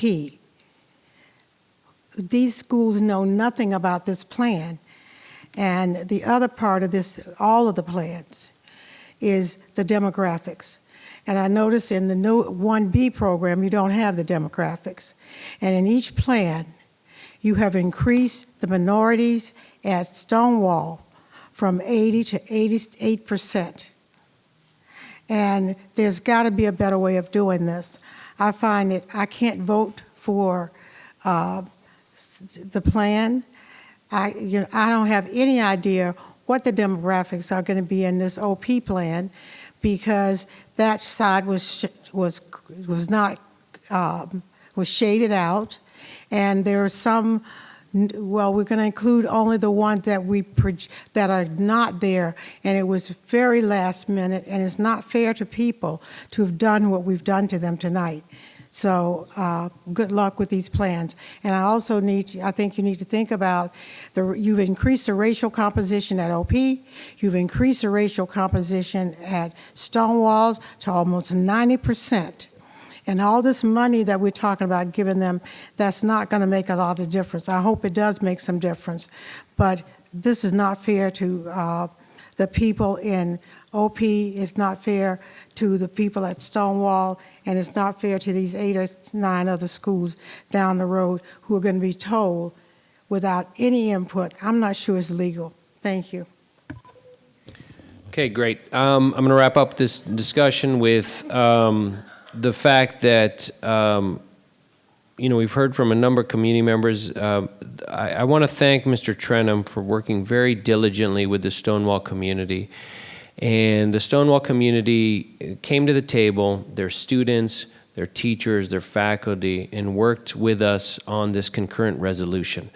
They recognized after looking at all of this that there's no way to map our way out of the mess that is boundaries. And so what they have come up with in spirit really addresses the heart of the problem. And we had one teacher say, look, one of the biggest investments you can make is restoring pre-recession levels to economically disadvantaged students, which is what this county had done historically. I mean, Dr. Waltz and the staff had said, we're going to spend more money on academically disadvantaged kids than the federal government has asked us to and the state government has asked us to. When the recession hit, we cut that and we made the per pupil spending back down to sort of basic federal levels that other counties do. And we have yet to be able to get back to that. This year's budget is the first budget that moves towards restoring those pre-recession levels. This statement that we're going to put, in a sense, is creative, it's innovative, it's never been done before. When we tie what we're doing to boundaries, we're trying to reform the way the boundary process works, we're going to address an issue of what I believe is equity and what we're going to commit to Stonewall Jackson, to Garfield, to Freedom, to our schools, where we're going to really push more money towards the economic disadvantage. And we're going to commit to adding programs to Stonewall Jackson, and we're going to commit to spending infrastructure spending in a way that we're going to address our infrastructure task force that came up with a set of recommendations that address the equity with the old buildings. We had someone eloquently say earlier that, when you talk about new buildings, you talk about inspiration. When you talk about old buildings, you talk about adequacy. And that infrastructure task force addressed that. And so this is going to tie the hands of this board and this administration to recommitting our efforts to doing this. And we made a big step towards that this year. I believe this is a very good resolution.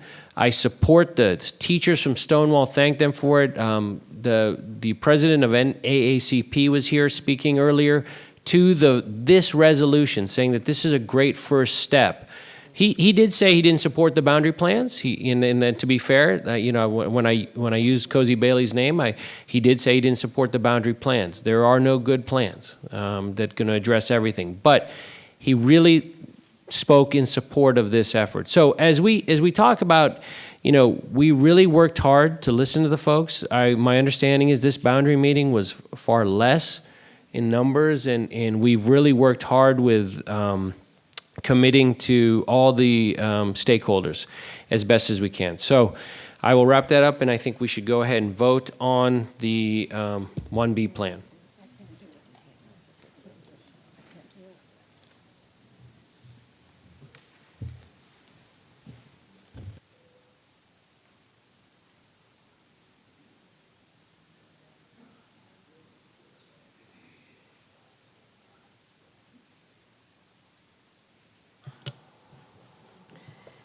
Vote is 7 yes, 1 no. Jesse, motion passed.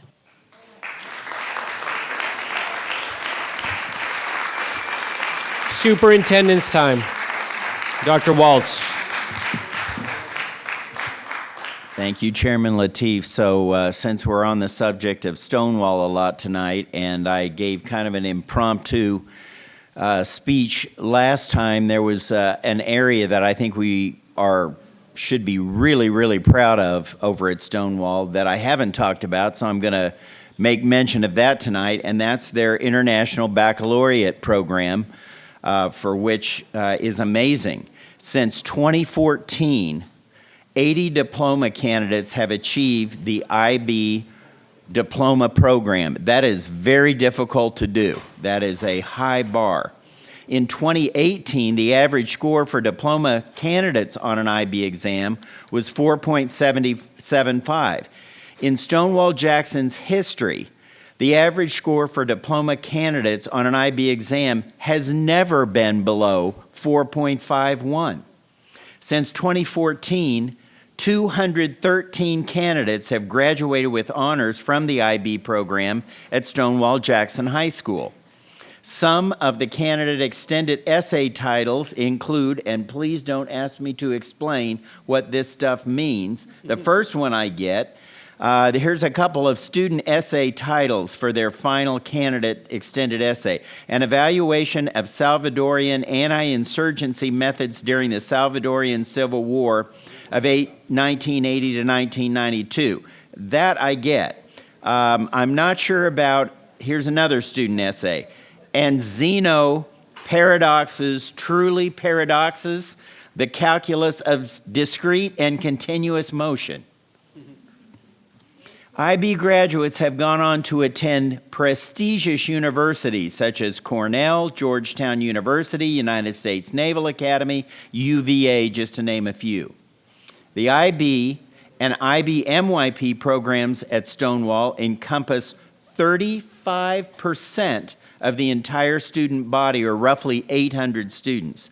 Stonewall remains competitive in the region, nationally, and globally for its success. Stonewall students, as evidenced by pass rates on their exams, compare favorably or even exceed other high schools. So just one more for Stonewall. Moving on, I want to add my thanks to our student board member and alternates. Sasan, now a graduate of Patriot High School, served the past year as our student rep.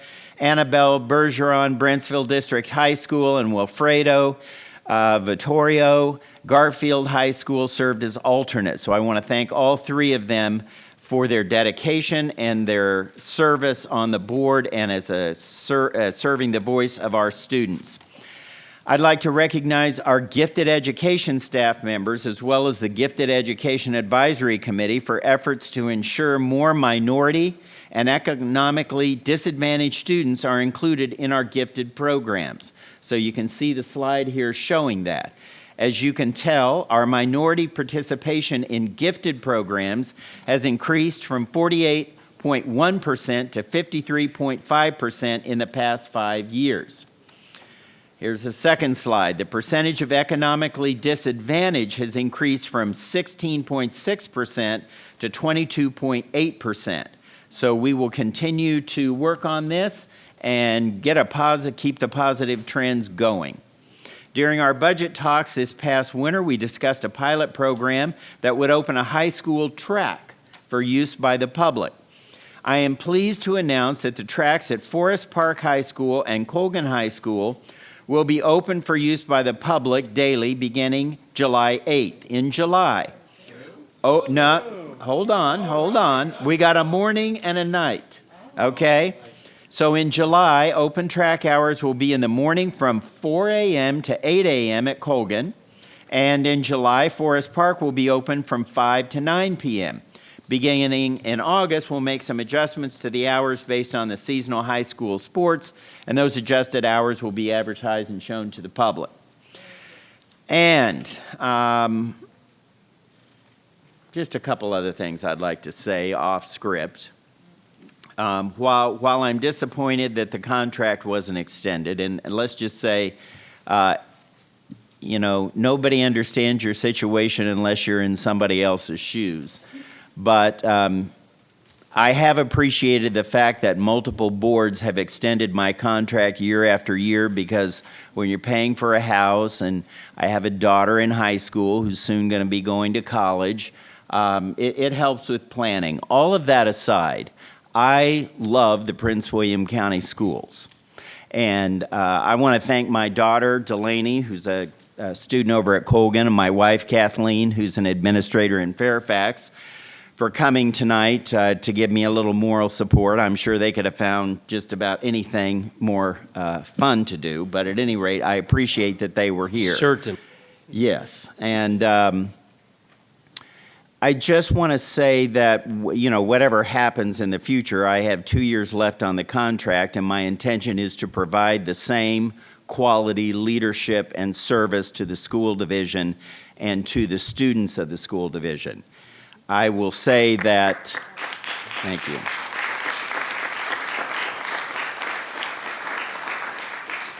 I do also just want to say that reluctantly going into the Twitter world it's a lot more than snow days, but I will say it has engaged me in a much more expansive way, not just with students, in particular, I will say with students, but also employees and parents. And I think I've been able to, with the help of many other staff members, give people some help that they needed in a pretty short order of time. So I'm not suggesting everybody bring their problems directly to me in direct messaging, because I'm spending about 2 or 3 hours a night on that already. But it is exciting to have the engagement, and in spite of the disappointment of tonight, I will say, conversely, there's also a lot of excitement about tonight, because we just had all these graduations, which were absolutely amazing, every last one of them. I went to 17 of the 20 graduation events. To know that we got this VPI Plus award, that's a big thing. The kids that graduated this year, first graduating class at Prince William, where all the kids went to full-day kindergarten. That was very exciting. To be the state winner for what we're trying to do with with our nutritious breakfast program. When I came here, we didn't have a breakfast program. There was zero. So it's great to hear, an ongoing, the things that we are doing, the things that we working together are accomplishing, and I will continue with just as much enthusiasm as I had today. Thank you.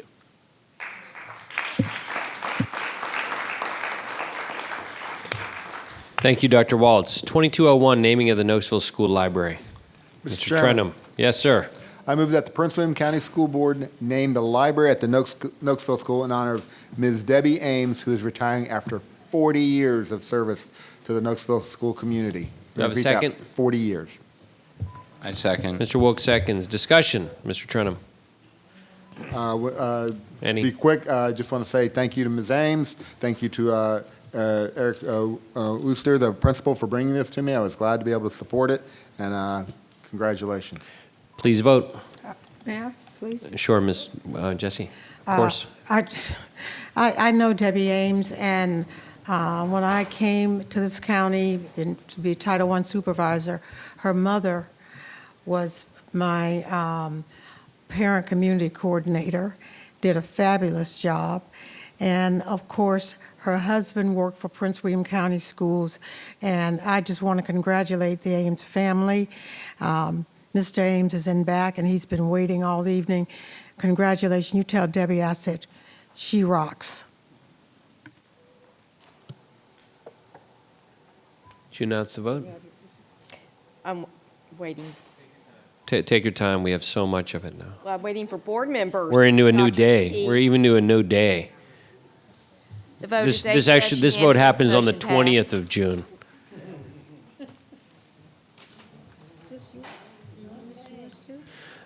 Next, naming of the Freedom High School courtyard. Ms. Williams, you want to go ahead and read your motion? Thank you. I move that the Prince William County School Board approve the request of Freedom High School class of 2018 to name the school central courtyard in honor of Inez Bryant, principal of Freedom High School.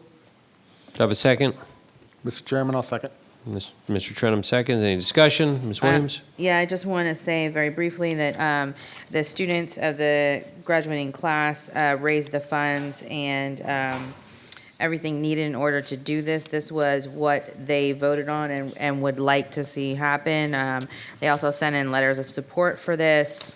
I know it's unusual because we don't usually have the students making the recommendation, but that is where it came from, and there's zero cost to us from the county side. So, Thank you, Ms. Williams, for empowering our students. Please vote. The vote is 8 yes, unanimous, motion passed. The last one, I assume, was 8 yes as well? Did you announce the last one, too? Okay, fine. Outstanding. So those are done. We are now into board matters. We'll start with Ms. Satterwhite this evening. Thank you, Mr. Chairman. I appreciate that. As everybody knows, we just finished up the school year. After we finished with all the graduations, I also want to give out, before I say that, I want to give Independence Non-Traditional School a shout out for their first ever graduation as the new school. It was always a very exciting ceremony to join Mr. Eichhorn and his group, and it was a wonderful, wonderful event. Also, I was able to go to 3 fifth grade promotion and award ceremonies at Sudley Elementary School, at Mullen Elementary School, and also at Mountain View Elementary School, where Dr. Waltz was our surprise visitor and guest. So really great events, and it's very special at Mountain View in their awards, their fifth grade ceremony. They had 3 students who had just graduated this year who had finished also at Mountain View, and they came back and spoke to the students, and it was really, really neat to be a part of that, to watch the interaction between our graduates and our rising fifth graders. I want to thank all the parents who came out tonight, everybody who stayed with us. This is a bigger audience than we usually have at 12:15 in the morning. Yes, it really is a bigger audience than we usually have at 12:15. And thank you all for coming out tonight. There was a lot on the agenda for our last meeting of the school year. And I want to wish everyone a wonderful and safe summer. Students, make sure you keep reading, and we will see you back in September. Mr. Trenum. Thank you, Mr. Chairman. I just want to say, Sasan, Annabelle, Wilfredo, you're not here, but fair winds and following seas. Good luck to you in all your endeavors. Good luck to everybody else. Have a great summer, and we will see you back here in the fall. Thank you. Ralston. Okay. Thank you. I just want to say, please have a safe summer and come back fully energized. So, thank you. Ms. Jessie. I just want to say that I hope you have a wonderful summer, and that I enjoyed all of the ceremonies, and I'm not going to list them. And now, primarily the fifth grade ceremonies I attended in the last week. And to all of the students and all of the parents, it's an honor to be your school board representative. Thank you. Ms. Williams. Thank you, Mr. Chairman. Well, even though we are 15 minutes into the 20th, I did want to wish my youngest son a happy 6th birthday. I bring that up only because most of you have actually watched him grow up since I've been on the board.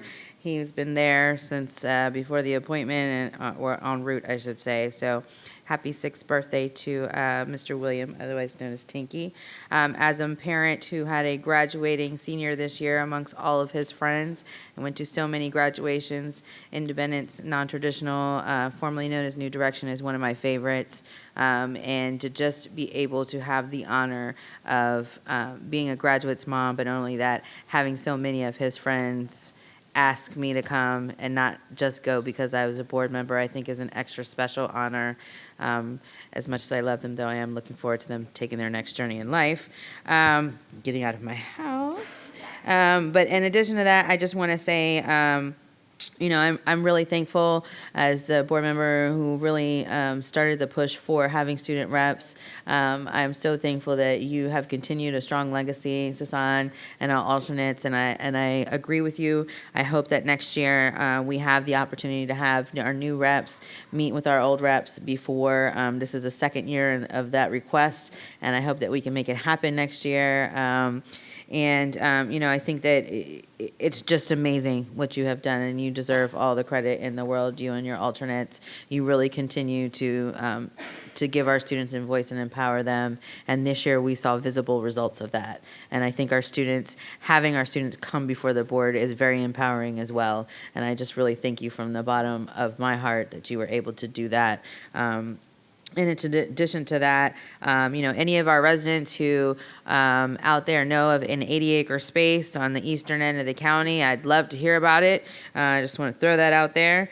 The Prince William County Library does a summer reading program for all of our youth who are eligible. I hope that you will participate in it. I did it when I was a kid. It'll keep you reading strong.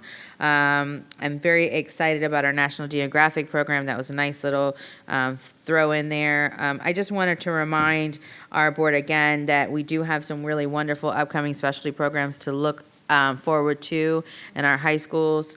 And we have made a dedication to additional funding for economically disadvantaged schools. I'm excited about that. I again voted for this last boundary change because of the resolution, not because I like the boundaries, because I'm not in support of that at all. And I look forward to our new school year. I hope to introduce some new policies for our board pertaining to our student rep for us as far as meeting, and I look forward to the new program rollouts that I know are on their way and coming, so I'm excited. So thank you, and I hope we all have a wonderful summer. Mr. Deutsch. Thank you, Mr. Chairman. Thank you, everybody. Just wanted to thank everybody as we head into the summer. We had a lot of exciting ceremonies, a lot of memorable moments from them. I think one moment that was touching and a little bit unique and special, the Independence Non-Traditional graduation ceremony. Some of the staff members took a moment to thank Bob Eichhorn's wife for all of that she's done and sacrificed for her husband to be so involved and make that school happen. And so to all of the spouses of our principals who give up your husbands, your wives, for your school communities, thank you. And I hope everybody is able to take some time to relax, enjoy time together over this summer. Mr. Wilk. I'll be quick. First of all, thank you all for being here still. Thank you, staff, for still being here. Thanks, our clerks, our attorney. Yeah, right. Well, yeah, right. I'm just recognizing everyone here. It's a late night. This side of the room, thank you, too. Yes. Yes. Yeah. Yeah, I got to do the Mr. Mulgrew wave.